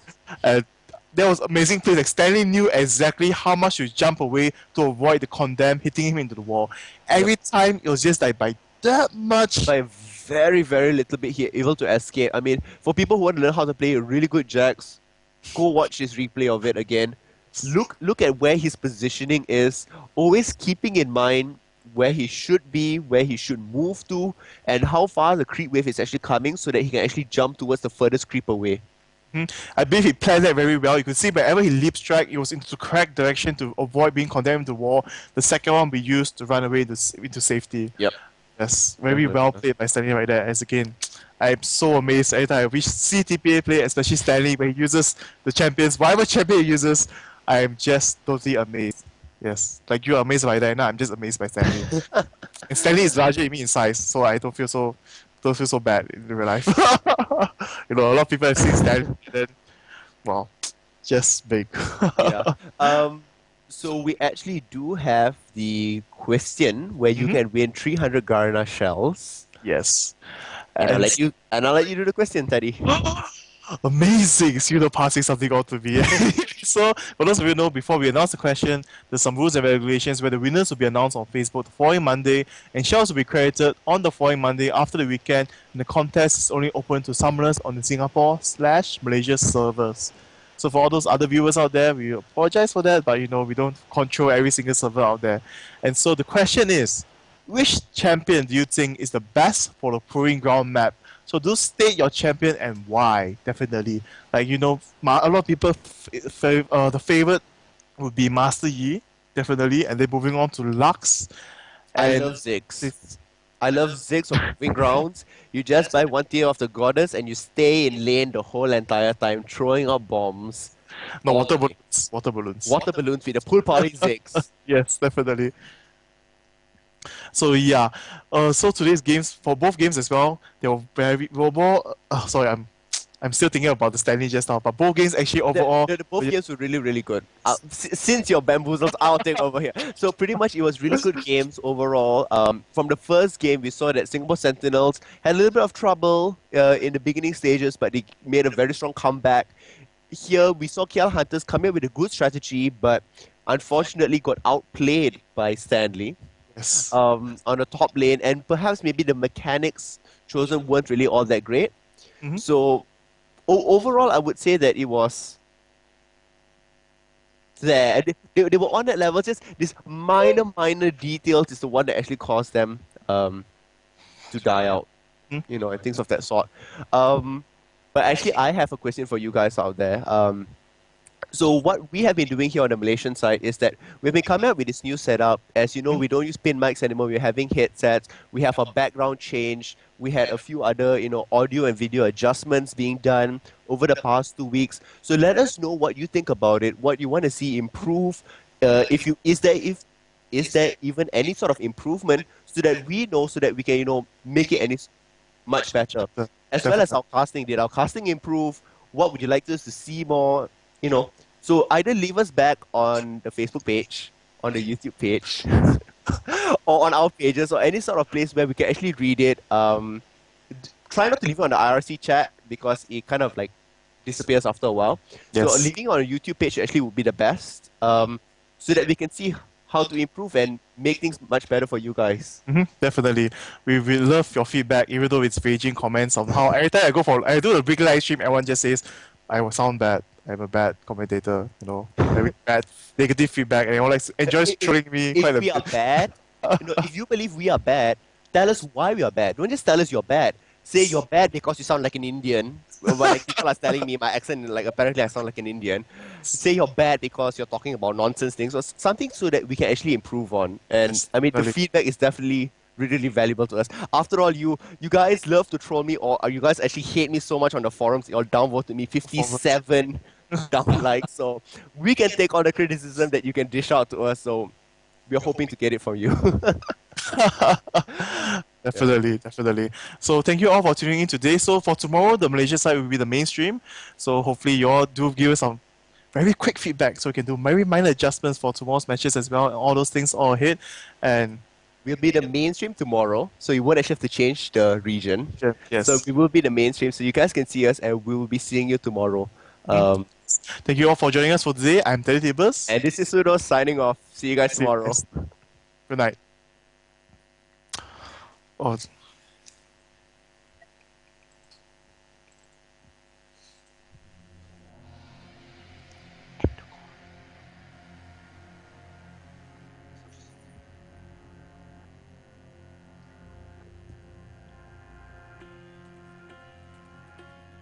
Thank you.